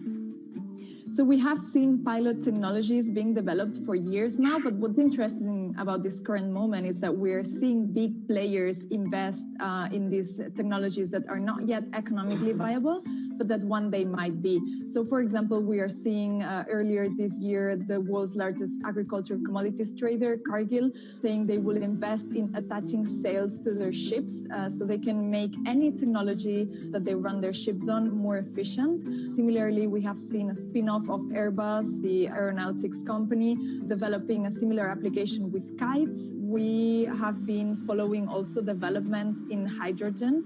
So at the moment, hydrogen fuel seems like a good option, a possible option when it has been developed and when it becomes economically viable. And we have Vestas, for example, the world's largest turbine maker, developing some ships that will be able to run on hydrogen in the near future.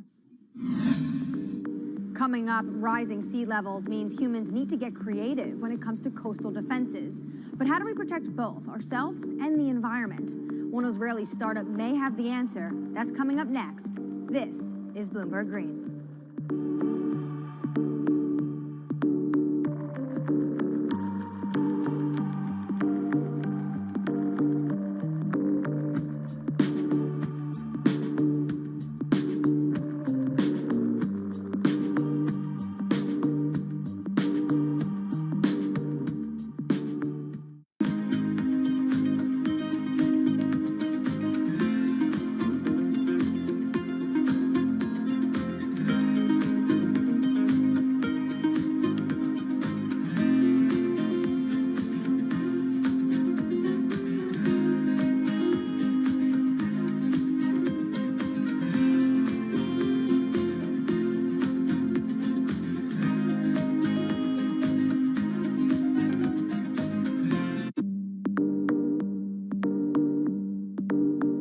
In London, I'm Anne-Marie Hordern. This is Bloomberg Green. After water, what's the resource that humans use the most?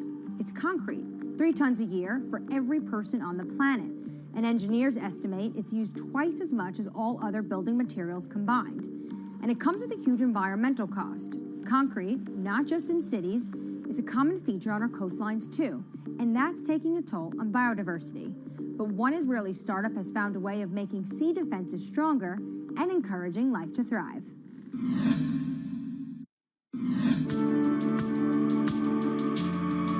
If you take a look at concrete structures like breakwaters or seawalls, the water around them is often clear. That's not actually a good thing, because it means there's no life. Marine species are actually most abundant in coastal areas, but it's also where us humans prefer to live too. So when we build here, we drive away marine life. The concrete in the marine world has a lot of additives, a lot of chemicals, and some of those materials are actually leaching out, and they're actually prohibiting marine life to thrive. If we keep developing without any regards to natural communities, there is a tilting point from which beyond we cannot really go back.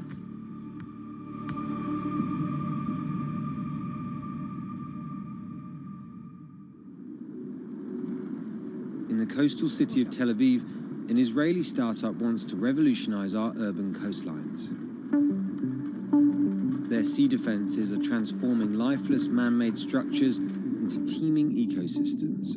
They do this by replacing standard concrete with their own special cement formulas. As opposed to regular cement-based concrete, e-concrete includes certain elements that enhance the growth of marine flora and fauna of plants and animals. Our admix, which is kind of our secret sauce, is basically kind of sealing the concrete, making it less aggressive for the marine environment. That once we add it, we enable life to flourish. In the lab, the team run tests to identify what mixes will work best for marine life. So we take really ice cube size concrete slabs of different compositions, and we put larvae, 20, 30, 50. We need to have a lot of replicates. We're geeky scientists, so we have to have a lot of replication and controls. And then within a few days or just a few weeks, we can get an answer on their preference. So obviously, if they die, they have a very low tolerance to that specific concrete mix design. And if they thrive or they flourish, we can quantify that very quickly. E-concrete says it typically sees double the biodiversity of regular grey concrete. From fish and sea caterpillars on their armour blocks to crabs on these tidal pools that sit on the shoreline. This unit holds water during the low tide, so it's always moist, and therefore it has a very comfortable habitat for crabs and sea anemones and sea stars, etc. These pools have been here for less than 3 months, and this is already what you can see. It's covered with life. See the rock around it, which has been here for probably 10, 20, maybe even more years, only has a thin layer of green algae, and that's it. As well as the composition of the cement mix, E-concrete designs its products specifically to the marine environment it will be deployed, to create niches for endangered species, or to develop nurseries like these oyster beds. The final part of the equation is creating complex surface textures to mimic natural rock or coral, an environment that helps anchor young organisms. When concrete elements are being cast, the typical goal is to have a very slick surface, very, very smooth. The idea is to get the water to flow right across it. When we're designing e-concrete with a rough surface, we want to do the complete opposite. We want to slow the water when they are crossing the structure so that the larvae can actually adhere and attach to the surface. E-concrete has to offer its clients more than just ecological credentials. Over time, they've discovered that creating hospitable habitats for marine life adds another advantage, one that is surely hard to ignore. We've seen evidence to the fact that the growth of the organisms on the concrete create kind of a layer of defense. Just the addition of weight, we can actually gain stability and strength over time. This is let's say the unit when we put it in the water. And this is after a year in the water. And what you can see here is all the oysters are completely covering it. We designed the units so they can withstand the forces and perform in terms of structural performance, but they can also be a backbone for ecological enhancement. The company tests its miniature designs in tanks full of real seawater, rocks, plants, and animal life from around the world. What we're looking for is the accumulation of calcium carbonate on the surface of the concrete of different mixes and different designs. This is the process that we call biogenic buildup. So with time, we get a buildup of calcium carbonate that is sourced from marine organisms on the surface of the concrete. And we actually encapsulate the concrete with a natural rock. So when the organism die, in case of a coral, it will die, and then another coral will sit on it, and that's how a reef is growing.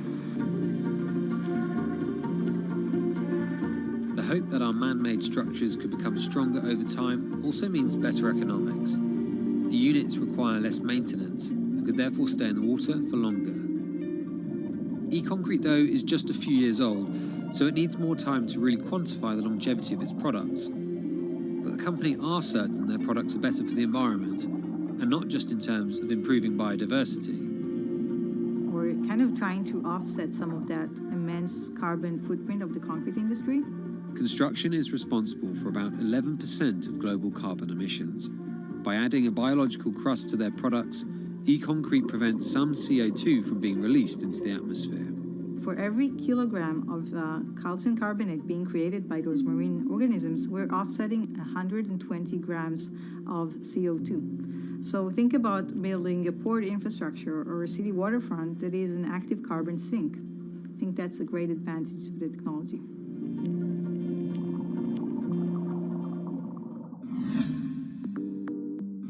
That does it for this week, but let's keep the conversation going on Twitter. Follow us at Climate.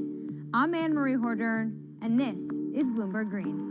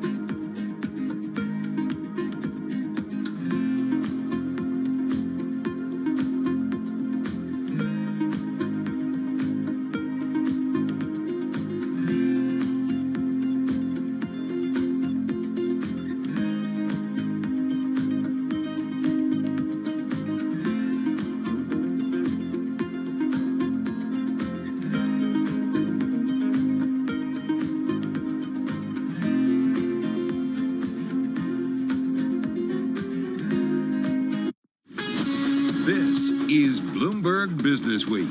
Insight from the reporters and editors who bring you America's most trusted business magazine. Plus, global business, finance, and tech news as it happens. Bloomberg Business Week with Carol Masser and Bloomberg Quick Takes Tim Stenovic on Bloomberg Radio. We like Eves on this show. We do. You know what? I'm just going to go ahead and say it. It's Fed It's Eve. the day. It's Fed Eve. If you're part of the Federal Reserve Board of Governors, You're at work. You're at work. Yeah, you're at that table. If you're us, that we're big just table. we're just standing by waiting. Transitory, transitioning. What's happening at 2:00 tomorrow? Just Assets, give us the balance headlines. sheet. What are we talking We can't about? wait. We can't wait. Well, listen, the Fed has some new information to deal with because stocks, they're off of their highs, also off of their lows. I feel like we've seen this trade before. We had some weaker than forecast retail sales data. We're going to talk about that. Higher producer prices. So, it's kind of like, what does it all mean ultimately? How will the Fed interpret this? It's so difficult because this is kind of unprecedented in what we've dealt with, what we've experienced as an economy. Yeah. So who knows? Right, who knows? All right, well, we'll know more tomorrow at 2 p.m. Wall Street time. In the meantime, we got lots to come over the next couple of hours. Let's get you going, though, with a check on the top business stories and a look at the trading day. Here is Doug Krisner. Deep thoughts. Well, today's economic data, I guess, is a good illustration of some of the growing pains that we're seeing here in the American recovery. You mentioned retail sales. A drop in May of 1.3%.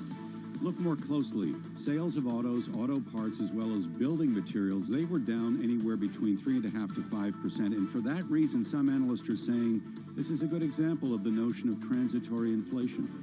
PPI up more than expected in the month of May. Producer prices for final demand rising 0.8% from the prior month. Now, in the equity market, we have the S&P and the NASDAQ each down from record highs. The S&P right now being led lower by real estate along with communication services stocks. The index is down just 0.1%. NASDAQ comp down 0.6%. We've got the Dow weaker by about 0.2%.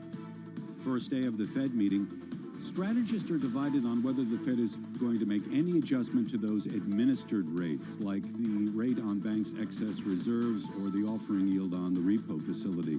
But generally speaking, economists in our survey are expecting the dot plot to indicate one interest rate increase by 2023. 10-year Treasury now yielding just under 1.5%. I'm Doug Krisner. That's your Bloomberg Business Flash. All right, Doug, really appreciate that. All right, let's get to the Market Drivers Report. And let's set that Business Week agenda on this Tuesday. Dave Wilson, stocks editor at Bloomberg News. He's in our Interactive Broker studio. On the phone in our New York City bureau, Olivia Rockman, U.S. economy reporter at Bloomberg News. She's going to wrap up the day's economic news. Dave, let's kick it off with you, though, because I do feel like we've seen this trade where we kind of start off at a higher point, we go down, we come back up. What's interesting about the trade today? Well, maybe the most interesting thing is that, even though the S&P 500 is down 0.1%, you look at the individual stocks in the index, you have almost 3 up for every 2 that are down. So, it's an interesting kind of contrast. And then you go through the 11 main industry groups and you don't really see a pattern. Energy stocks are clearly the standout, with oil prices having done what they've been doing lately. I mean, when you see ExxonMobil was the 3rd best performer on the day in the S&P 500, you realize something's a little different. It's one of my gainers for later on, and it was #1 earlier today. Higher oil prices will do that, right? Yeah, exactly. Yeah, but then, you consider the interest rate sensitive areas of the market. Utilities up, real estate down. Look at the more economically sensitive areas. Industrial and financial stocks up. Raw material producers, little change. The consumer discretionary category, retailers, automakers, home builders, and all the rest, down. So, it's not like there's sort of a logic to what's going on other than, people are kind of marking time until they find out what the Fed's going to do and what it says. And then, from there, you have to deal with the fact that there's 2 weeks left in the quarter, and that means earnings reports a few weeks out. So there's plenty to wait for if you're so inclined. Well, as Carol mentioned, some new data that the Federal Reserve is working with, that investors are certainly working with today. Olivia Rockman, come on in here, because U.S. retail sales declined in May, and we also saw the producer price index go higher. Big takeaways from the slew of economic data that we got this morning. On the retail sales front, we really just saw a shift from spending on goods to spending on services, and so restaurant sales and sales of things like clothes that people, want for the reopening are rising, while other categories like furniture that saw a huge boom earlier in the pandemic fell. And so this isn't necessarily a full down arrow, but it is just sort of this shift. And in the meantime, producer prices are rising, which just points to these sort of cost pressures we're seeing across the economy right now. What's interesting, too, there was a story on the Bloomberg earlier today. I think it was looking at maybe copper prices, but I think even lumber prices, like some of these commodities that we have been focusing on in the last couple of months because they have been on a tear to the upside. We are seeing some of that in terms of the pricing ease for multiple reasons. Copper, it's really often the China demand factor to that. But we're starting to see some of those supply bottlenecks, it feels like, Olivia, ease a bit. That's right. So we have seen, as you mentioned, lumber and copper sort of falling off their peaks, which is great news for producers that use those categories. However, there are other categories within the producer price index report that saw gains again. And so when taken as a whole, we are seeing still these increases. But in some categories, we're seeing this kind of transitory effect, and the hope is that we start to see that across the entire economy moving into the next couple of months. Hey, Dave, how did the equity investors react to the slew of economic data that we got this morning? Well, I mean, you saw the S&P 500 at its highs of the day, for whatever that's worth. I mean, considering we haven't had all that much of a range of trading for the day. Just taking a quick look at my Bloomberg terminal here, I see, yeah, we're up less than 0.1%. So the answer is, Well, but I mean, this morning, like when we saw how we saw rolls. futures react this morning, it didn't seem like, even though these numbers came in different than expectations, there wasn't a huge reaction.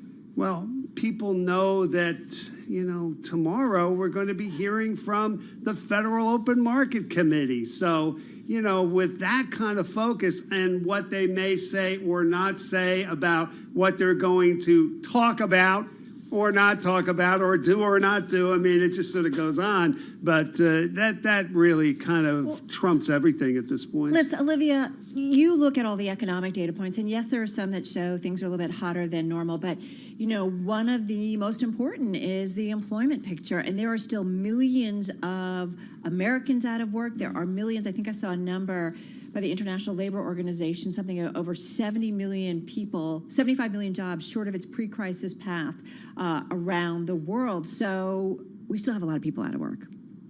Yeah, in the U.S., that number is 7.6 million short of pre-pandemic. And so, we're talking about the Fed. That's really what they care about, is a broad-based employment recovery. And we're just not seeing that pick up as quickly as we have for spending and other manufacturing categories. All right, guys, we're going to leave it there. Good stuff. David Wilson will be back later on with his chart of the day. And Olivia Rockman, thanks for summing up those data points for us today. U.S. economy reporter at Bloomberg News.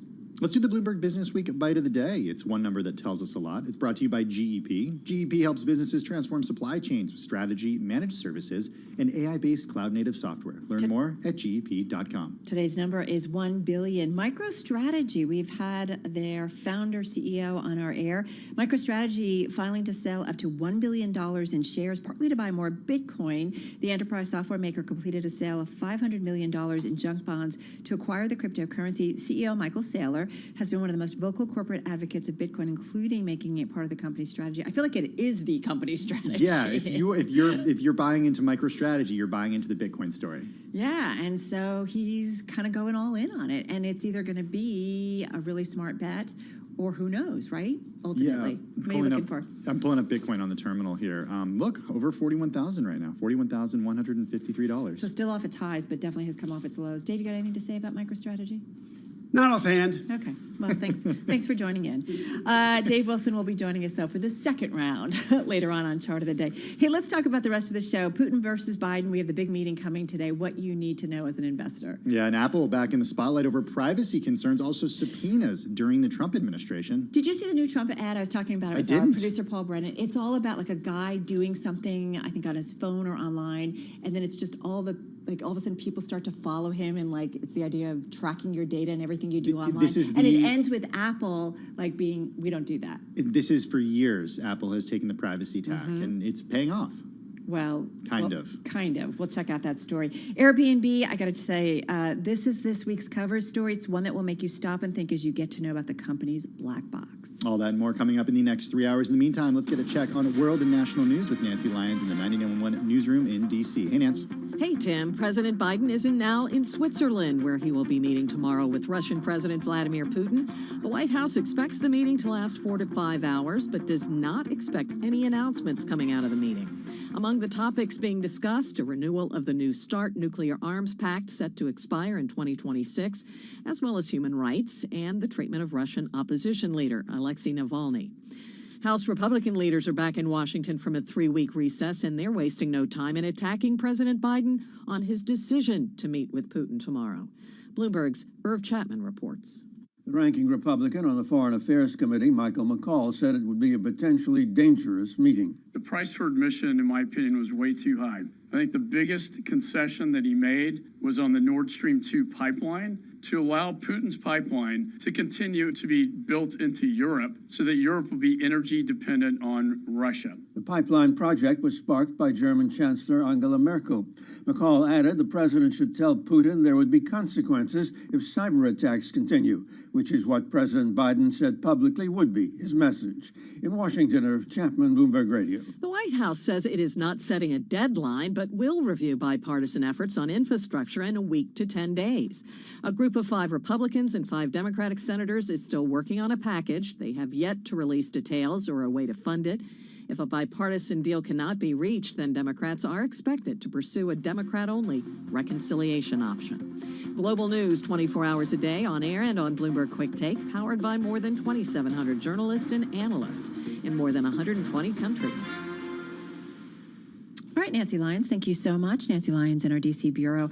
So speaking of world and national news, this is a story that caught our attention. China lashing out at the United States, calling the country, quote, very ill indeed, after President Joe Biden secured support from European allies to present a more united front against Beijing. Listen, the G7 meeting, that's what it was all about, right? It's kind of the world taking a stance in many ways against China. Yeah, it certainly is. And the world is watching, especially China. A foreign ministry spokesperson criticized Biden's efforts during summits of the Group of Seven and North Atlantic Treaty Organization, NATO, in recent days. The response was the latest sign of Beijing's frustration with Washington amid tensions over everything from trade and security to human rights and the pandemic. And so here's a quote from the foreign ministry spokesman, Zhao Lijian. The U.S. is ill and very ill indeed. He said this to reporters in the ministry's first news briefing since the G7 meetings in the UK. Here's another part of the quote. The G7 had better take its pulse and come up with a prescription. So particularly what Zhao criticized was the G7's communique, which expressed concern about Chinese policies in Taiwan, Hong Kong, and Xinjiang, issues that Beijing argues are its own domestic affairs. Still, the spokesperson sought to play down the size of U.S.'s coalition, saying the statement, quote, exposes the bad intentions of the U.S.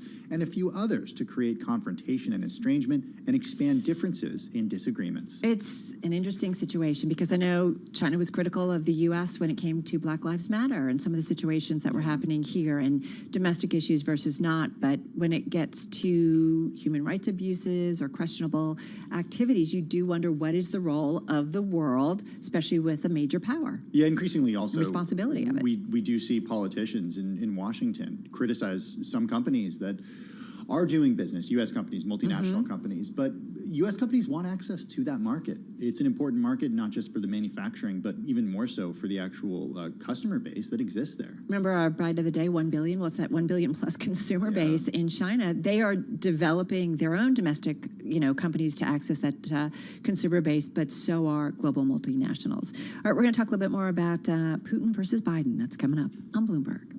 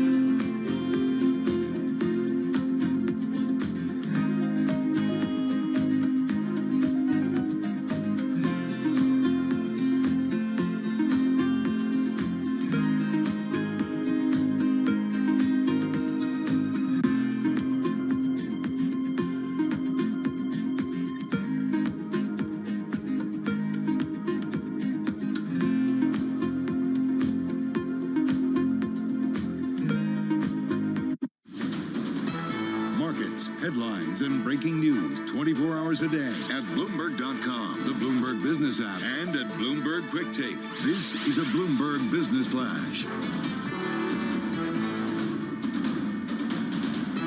Today's economic news really is an illustration of the growing pains for the economy. Retail sales in the month of May down by 1.3%. Apparently, consumers were shifting more of their spending to services and away from goods.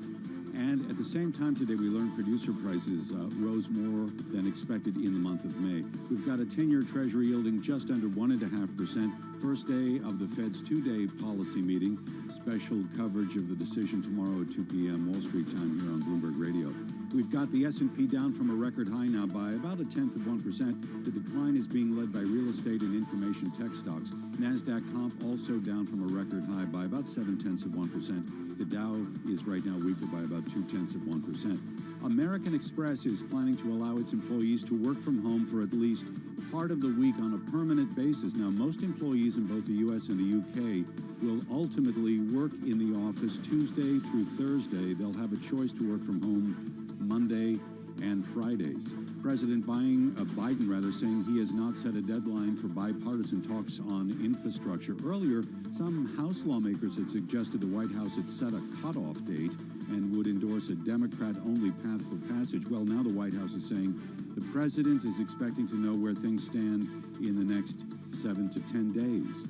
I'm Doug Krisner. That's your Bloomberg Business Flash. All right, got it, Doug. Thank you so much. So Russian President Vladimir Putin will bring a long laundry list of issues to talk about at his first summit with the U.S. leader. We're talking about President Joe Biden. That is happening in Geneva tomorrow, even as the Kremlin says there is little chance for a breakthrough in relations. So we are expecting it, though, Tim, to be a long meeting. Yeah, to the tune of 4 to 5 hours. It's long. It is long, especially at the tail end of a European trip such as this. Well, joining us now is Jordan Fabian, White House correspondent at Bloomberg News. Jordan joins us on the phone from Washington, D.C. Jordan, set expectations for us going into this for the United States. What is a win for Joe Biden, the Biden administration, and the U.S.? Well, I think the Biden administration is hoping for the president to send a tough message for Vladimir Putin. That might not be enough to deter Putin from continuing his malign activities, from cyber hacking to election interference, but it may have a political benefit for Joe Biden here at home if he ran on taking a tougher line against the Kremlin, contrasting to Donald Trump's approach of trying to form a personal relationship and get concessions out of the Russians that clearly didn't work. And so this meeting might just be entirely for domestic political consumption because it seems hard to see any kind of breakthrough or even any kind of concrete agreements coming out of this meeting tomorrow. Hey, Jordan, my understanding is there is no joint press conference after it. So that also kind of speaks to the idea that they're not expecting any big revelations or changes in this relationship.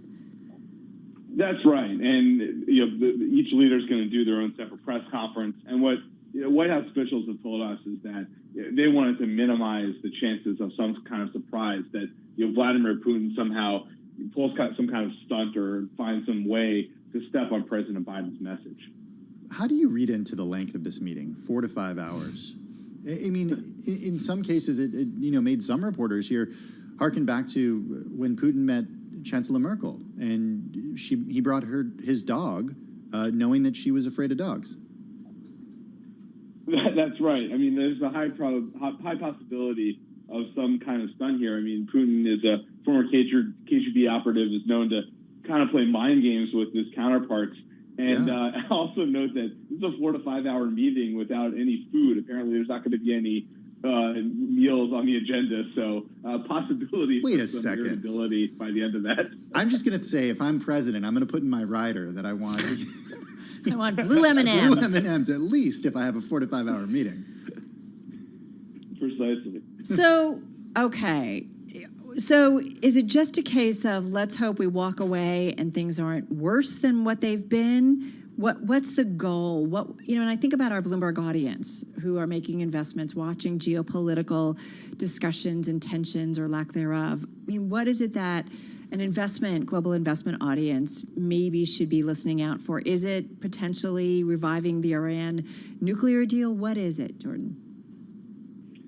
I think it's a couple of things. I mean, one is from an investment perspective, I think the U.S. and the Biden administration in particular want some more predictability in the U.S.-Russia relationship. So, they want more open lines of communication. They want, fewer dust-ups. And they're going to lay out, or President Biden's going to lay out some areas where he says is going to be a red line where the U.S. might respond. And then also they're going to talk about ways they can work together. You named the Iran nuclear agreement as one. Officials have said that they're going to start talking about renewing this nuclear arms treaty called New START, which is due to expire in 2026.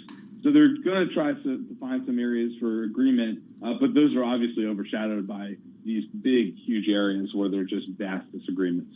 What about when it comes to human rights and specifically dissent within the country of Russia? And I speak, with the background of Alexei Navalny, who's in prison there. That's right. White House officials have told us that they view that as an issue that's on the table. So, Biden has said repeatedly that he's going to raise those kind of issues directly with Vladimir Putin. That's something that Donald Trump said that he didn't directly raise with Putin. He was sort of putting those issues to the side in an effort to have some kind of grand bargain with Putin. Biden's taking the opposite approach, confronting him over these issues. But again, multiple presidents have tried this approach. Barack Obama, George W. Bush, Bill Clinton, and Vladimir Putin has never changed his behavior in the way that the U.S. and the West would like. So it's hard to see what would come of it, even though Biden's going to be delivering this message tomorrow. What's the China role in all of this? Well, it's interesting. I think Russia has always had a bit of a contentious relationship with China, but I do think they're also wary of the U.S. their effort to kind of rally NATO and to confront China. I mean, I think they would. Russia is a government that wants to kind of disrupt the West, and maybe they view China as a useful foil in that regard. So, Putin has made some comments leading up to this meeting that he views this U.S.-led effort to try to get tougher on China warily. And so, that could be something that he could raise with Biden. Of course, 4 to 5 hours is a lot of time. They could cover a lot of ground. Hey, 20 seconds left here. Is Putin in touch with the former president, Donald Trump? Do we know anything? Yeah, we haven't heard that at all. But, and nothing with Donald Trump would surprise me, so not possibly. All right. Well, listen, great preview of the upcoming meeting. Really appreciate it. Jordan Fabian, a Bloomberg News White House correspondent on the phone from Washington, D.C. What? I'm not expecting a soccer ball to be gifted this time around, like we saw in Helsinki, Carol. I wonder if he'll have like a thermos of coffee, Joe Biden, just in case. At least, a bathroom break, 4 to 5 hours.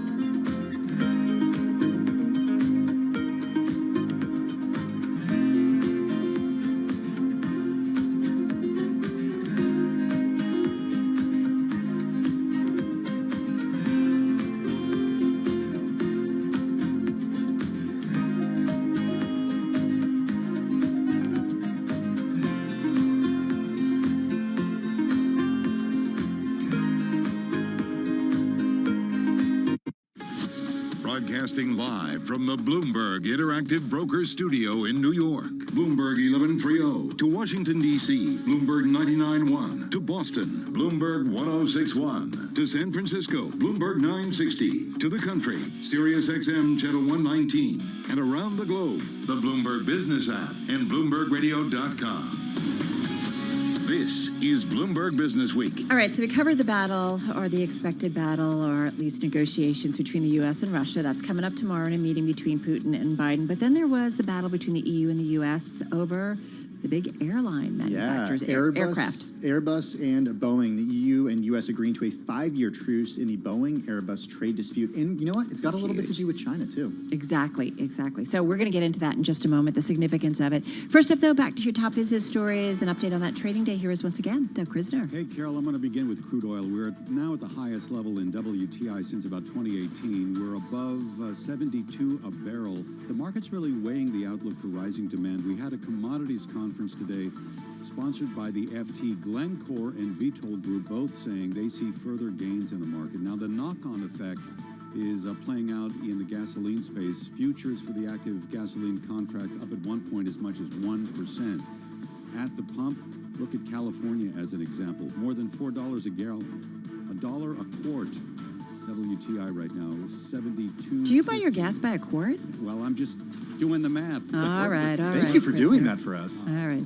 Go ahead. All right, Dow Industrial Average right now weaker by about 0.2%. S&P down from a record high by 0.2%. Energy, one of the bright spots within the S&P, but nonetheless the market is lower. Nasdaq comp down about 0.7%. We've got the Fed meeting. It wraps up tomorrow. 10-year Treasury right now just under 1.5%. That's your Bloomberg Business Flash. All right, Dougie, thank you so much. So, Tim, nice to know things can change. We got some evidence of that today. You mentioned earlier the EU and the U.S.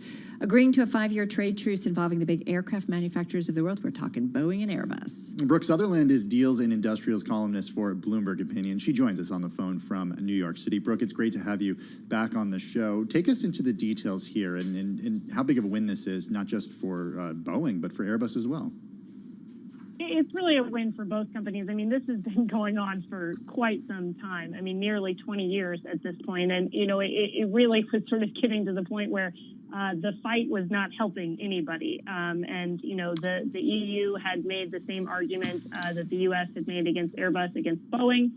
You know, both companies relied on some sort of state support to get these, some of their planes developed. I mean, these are very expensive programs. They're very complicated. They take a very long time. And so, you know, it wasn't really helping anybody to keep pointing fingers when you were doing some of the same things yourself, essentially. And then especially, you know, as you get into the pandemic, this stat really started to look like a pointless relic. I mean, you had governments bending over backwards to really support both the airline and the aerospace manufacturing industry through the pandemic. And so, you know, I just think that it's a good positive step forward for all involved. So, Brooke, I want to kind of do a Bloomberg quick take with you. So the problem was there was this disagreement and this spat that went on, as you said, for 20 years. And it really was cumbersome in terms of the global aircraft market, I guess you could say. So first of all, why was it put in place to begin with? Well, it sort of evolved in different phases, I suppose, over the course of the 20 years. So sort of at the heart of the U.S. complaint had to do with the Airbus A350 and the now shuttered program for the A380. The U.S. accused the EU of essentially giving Airbus significant subsidies that allowed it to develop its aircraft and really sort of break Boeing's lock on the market. So there was some thinking that the U.S. just couldn't let this go because it just couldn't believe that it was no longer the only plane maker in the game. The EU, of course, countered that the U.S. has done its part to support Boeing over the years. And, you know, that they didn't really feel like the U.S. had a ground to stand on here. And it just sort of became very political and very drawn out. And, you know, when that is the nature of these things, they take a very long time to solve. But, you know, in the end, I think probably the lawyers benefited the most from this. They always do. Brooke, China. Where does China come into this? Because Airbus and Boeing have a duopoly when it comes to airplanes like this, at least for right now. And I'll never forget, a few years ago, I was in Shanghai, and I was driving to the airport in a taxi, and I passed what looked like an airplane manufacturing facility, similar to what you see if you fly into Seattle and you drive into the city and you pass what Boeing is doing there. And I realized this was for COMAC, the Commercial Aircraft Corporation of China, essentially China's version of Boeing and Airbus. How does this play into the agreement that was struck? So China has been very clear that COMAC is a priority, that they would like to have a commercial aerospace competitor to Boeing and Airbus. They are not there yet. There's not really a plane that can rival, the 737 MAX or, the A320. Those are really the marquee jets for Boeing and Airbus, and China can't do that yet. But they, are clearly making this a priority. They are investing a lot. They clearly enjoyed being able to be the first ones to ground the Boeing 737 MAX because, one of the big questions about COMAC is whether it will be as safe as what Boeing and Airbus can offer, and whether China has the reputation for safety and quality control necessary to sell airplanes to the West. And so for them to take that stand, to be the first ones to do so, I think was sort of a pivotal moment in their aerospace journey, if you will. But like I said, they don't have a plane just yet. I think what you're worried about with Boeing and Airbus is not necessarily whether COMAC will start flying or will be sold to Delta, but whether the Chinese airlines will predominantly choose COMAC airplanes. And if you look at the future growth trajectory for planes, a significant chunk of that future demand is coming from China. And from other parts of Southeast Asia. So, COMAC doesn't really need to win over Europe and the U.S. They need to be able to win over these Chinese airlines. And, especially if those airlines fly domestically, that is an easier hurdle to clear. Hey, does it make sense that we're seeing a little bit of a pop in Boeing today? It's up about 1%. Airbus ADRs are just up about 0.5%. But does it give some clarity, some ease if, you're an investor in Boeing shares to some extent? I think it's helpful. I mean, we've been trending in this direction for a while now. So in March, the two sides agreed to suspend the tariffs that were put in place as a result of this dispute over aircraft subsidies while they worked to an agreement. And so it's definitely a positive to get this cleared. I mean, the last thing Boeing needs right now is another reason not to buy airplanes from it. So, it's certainly helpful. What about when it comes to resolving lingering trade wars that the United States has with many different areas of the world? And we only have about 30 seconds, Brooke. Sure. I mean, I think it's definitely a positive step. And I think just the mere fact that we came to some sort of an agreement is certainly a change from the Trump administration where, they actually were raising the stakes in this Boeing and Airbus dispute. And so to be sort of, I guess, taking a step back from the battle line and focusing on cooperation and coming to agreements, I think only has to be interpreted as a positive sign. Now, the steel and aluminum tariff issue is a little bit stickier, but we'll see. So wine and cheese safe, though? I hope so. For now. I mean, okay. Yeah. Just getting priorities straight here, at least mine. I've been worried about steel and aluminum. I don't know where your head is, Tim Stenovic. Good stuff. Brooke, thank you so much. Brooke Sutherland, she is Deals and Industrials columnist at Bloomberg Opinion on the phone in New York City. Check her out at BLSUTH on Twitter. Let's get a check of world and national news with Nancy Lyons in D.C. Hey, Nance. Hey, Tim. The U.S. death toll from COVID-19 today topped 600,000. That's according to Johns Hopkins University. The number of lives lost now is greater than the population of Baltimore or Milwaukee. It's about equal to the number of Americans who died of cancer in 2019.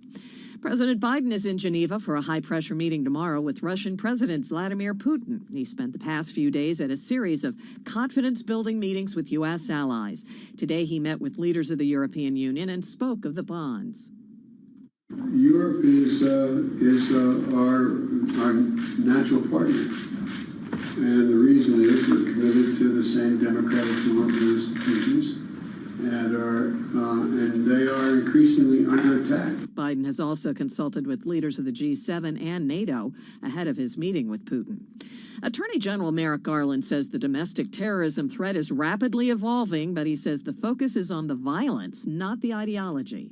In America, espousing a hateful ideology is not unlawful. We do not investigate individuals for their First Amendment protected activities. Garland says the administration is trying to improve analysis and information sharing and addressing the root causes of racism. Newly released emails show President Trump and his allies pressured the Justice Department to investigate unsubstantiated claims of voter fraud in the 2020 election. This is even though his former attorney general stated there was no evidence of widespread fraud.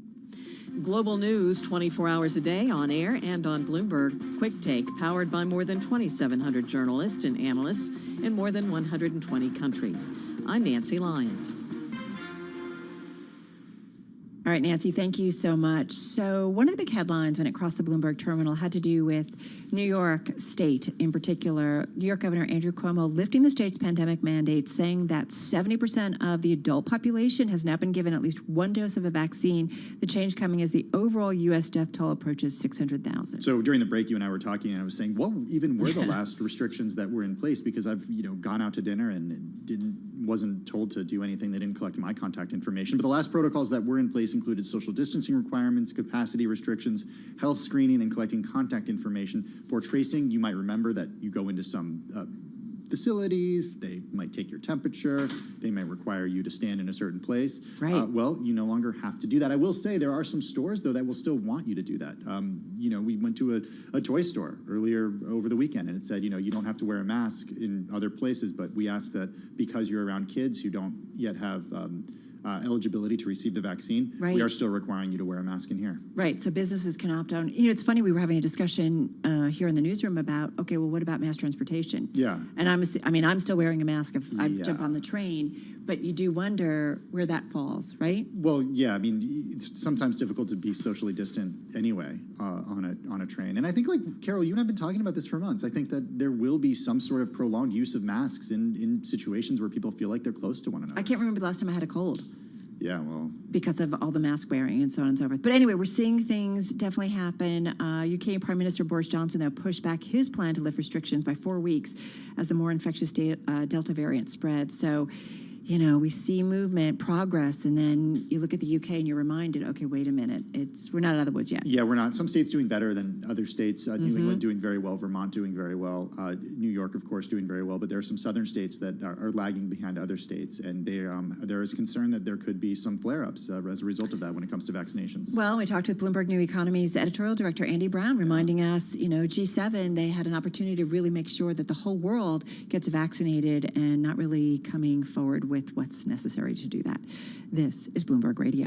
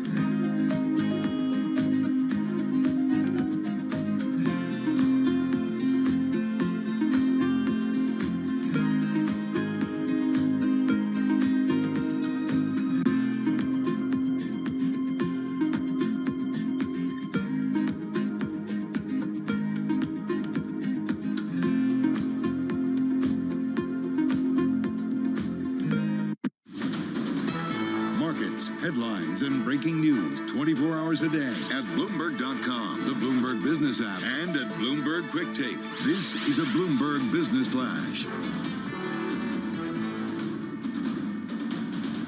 The equity market has been on the defensive through the day. Economic news on the session illustrates the growing pains for the recovery. Retail sales down 1.3% last month, and producer prices in May up more than expected. It's also the first day of the Fed's two-day meeting. Economists are expecting the dot plot to point to one interest rate increase by 2023. That would be a change in the dot plot configuration. We'll know more tomorrow afternoon. Then there's the question of whether the Fed will be adjusting the pace of asset purchases. Maybe we'll get a hint. Analysts are saying if there is a risk, it's on the Fed becoming a little less dovish. 10-year Treasury right now just under 1.5%. Southwest Airlines has canceled or delayed about 1,000 flights. This is due to a glitch at a weather data provider, and it forced Southwest to temporarily ground all operations. Shares right now down about 0.2%. Lordstown Motors saying it has enough money to make its electric trucks through May of next year. The automaker also saying it's actively raising additional funds, and it's reaffirmed its orders for new vehicles. Now, yesterday, you might recall, Lordstown Motors announced the departure of two top executives. That sent the stock down 19%. Right now, Lordstown shares higher by more than 6%. Dow Industrial Average weaker by 0.2%. The S&P down from a record by 0.1%. NASDAQ comp off from an all-time high by 0.7%. I'm Doug Krisner. That is your Bloomberg Business Flash. Got it, Dougie. Thank you so much. Well, the cover story this week, it's also today's Bloomberg Big Take. The story, though, in the upcoming issue of Bloomberg Business Week magazine, Airbnb spending millions of dollars, Tim, to make nightmares go away. Joining us now is Joel Weber, editor of Bloomberg Business Week. He's here with us in the Bloomberg Interactive Brokers studio. Also, Olivia Carville, technology reporter at Bloomberg News, joins us from here in our Bloomberg New York City bureau. Joel, as soon as I started reading this story early this morning, I could not put it down. Who is on the safety team and the sort of first responders at Airbnb, and what do they do when it comes to crisis management? I believe it's called the black box. So Olivia's story brought many things to light. One being that the real bedrock of Airbnb's business model is trust. You check into someone else's apartment, sometimes, or house. Sometimes that person may be occupying that same space or in a different room. And the whole thing that makes the business work is that you have trust in this system. And what Olivia's reporting revealed was that oftentimes stays don't go well. And that could be more run-of-the-mill things of like just a trashed apartment, or it could go very, very, very bad. And there have been cases, a rape that was previously unreported that Olivia found out about, murders, violent crimes. And when that happens, there's a safety team that Airbnb has assembled around the world, 100 agents, that basically the worst of the worst situations end up going to that group of people. And Olivia basically was the one that has revealed that this team exists, that they're under mental duress for all the different types of cases that they have to deal with. And that, this is a thing that for investors, this company is now publicly traded. People haven't known that this is a dark side of this company in quite this way. So Olivia, how about you bring us up to speed on how you went about reporting such a remarkable story? Yeah, sure. Thanks so much for having me on. I feel like this story, really the crux of it was to understand, to get inside the safety team and to really get to the bottom of what happens inside Airbnb when things go wrong. So initially, when I started reporting this piece, it was about trying to find insiders at the company who would be willing to talk to me about the stress of the job and just the process of when something happens inside a listing, like a violent crime, and a call comes through to the Airbnb customer service rep, what actually happens? How does the company handle it? Who does it get transferred through to? And what do they do about handling, public image, reputational risk, brand risk, given that Airbnb's entire business model really rests on that idea of trust between strangers?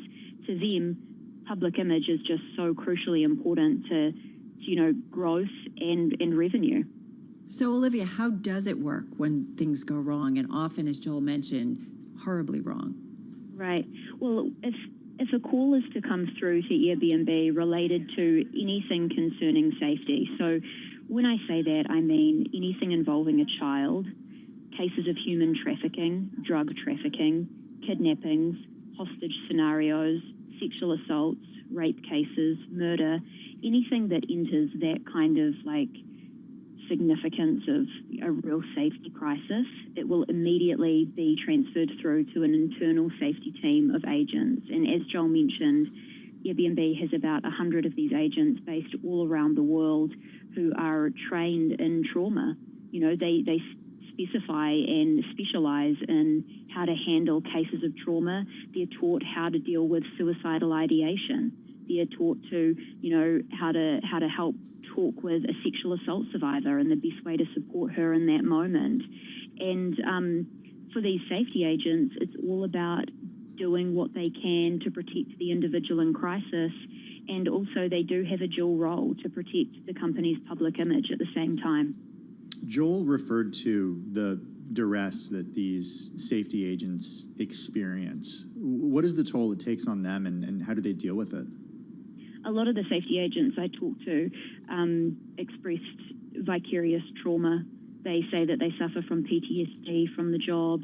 I mean, they willingly walk into it. They want to do this kind of trauma work, and I think it takes a certain person who's attracted to this particular role. A lot of them comes from backgrounds of emergency services work or even from the military. They've, you know, as I said, gone through a lot of trauma-based care training. They have counselors on site to help this team. They have specialized cool-down rooms with dimmed lighting to help them answer those really tough calls. And for these agents, you know, when you handle a case of an individual who has been assaulted, raped, who has, you know, lost a loved one, maybe lost a child in a listing, you form a bond with the individual over the phone. And a lot of these safety agents talked about cases where they're still in touch with those families years after the crime has happened. You know, it stays with them. One safety agent I talked to handled a case of a missing person who just disappeared from a listing. And 3 years after that occurred, he was still Googling that individual's name to see if there was, you know, if they were ever found. So you can feel when you're talking to these individuals just the heavy personal toll it has on them, and you know how much they care for the people that they're trying to help, but also how they were so torn when it came to their role in, you know, trying to keep these cases quiet or trying to do what they could to protect the company's public image at the same time. They really had to wrestle with that difficulty. And you know, the opening of this story is rooted in New York City in 2016, near Times Square, on New Year's Eve. And there's a case that Olivia found in her reporting that the company Airbnb, following this this rape, the survivor was paid $7 million, which was, you know, a huge number when you think about it, right? Like, clearly a very bad thing, but a huge number.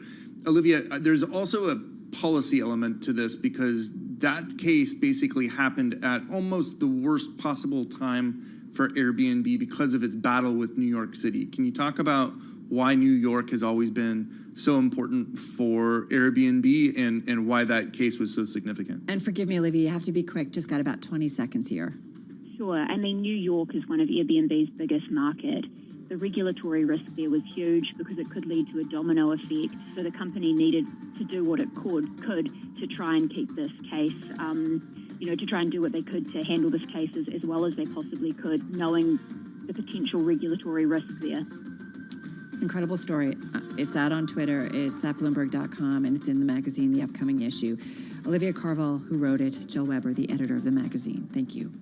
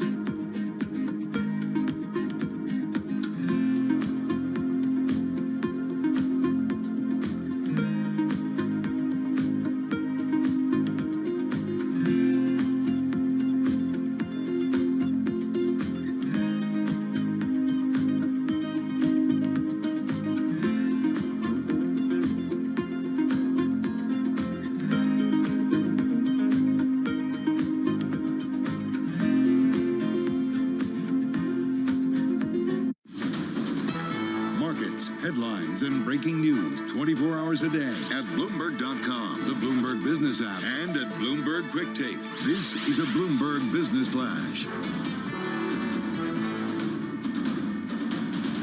3 p.m. on Wall Street with an hour left to go in the Tuesday session from Bloomberg World Headquarters in New York. I'm Doug Prisner. The tone in markets really a little cautious, I think, today. We've got some eco data that really goes to the heart of illustrating the growing pains for the American economy.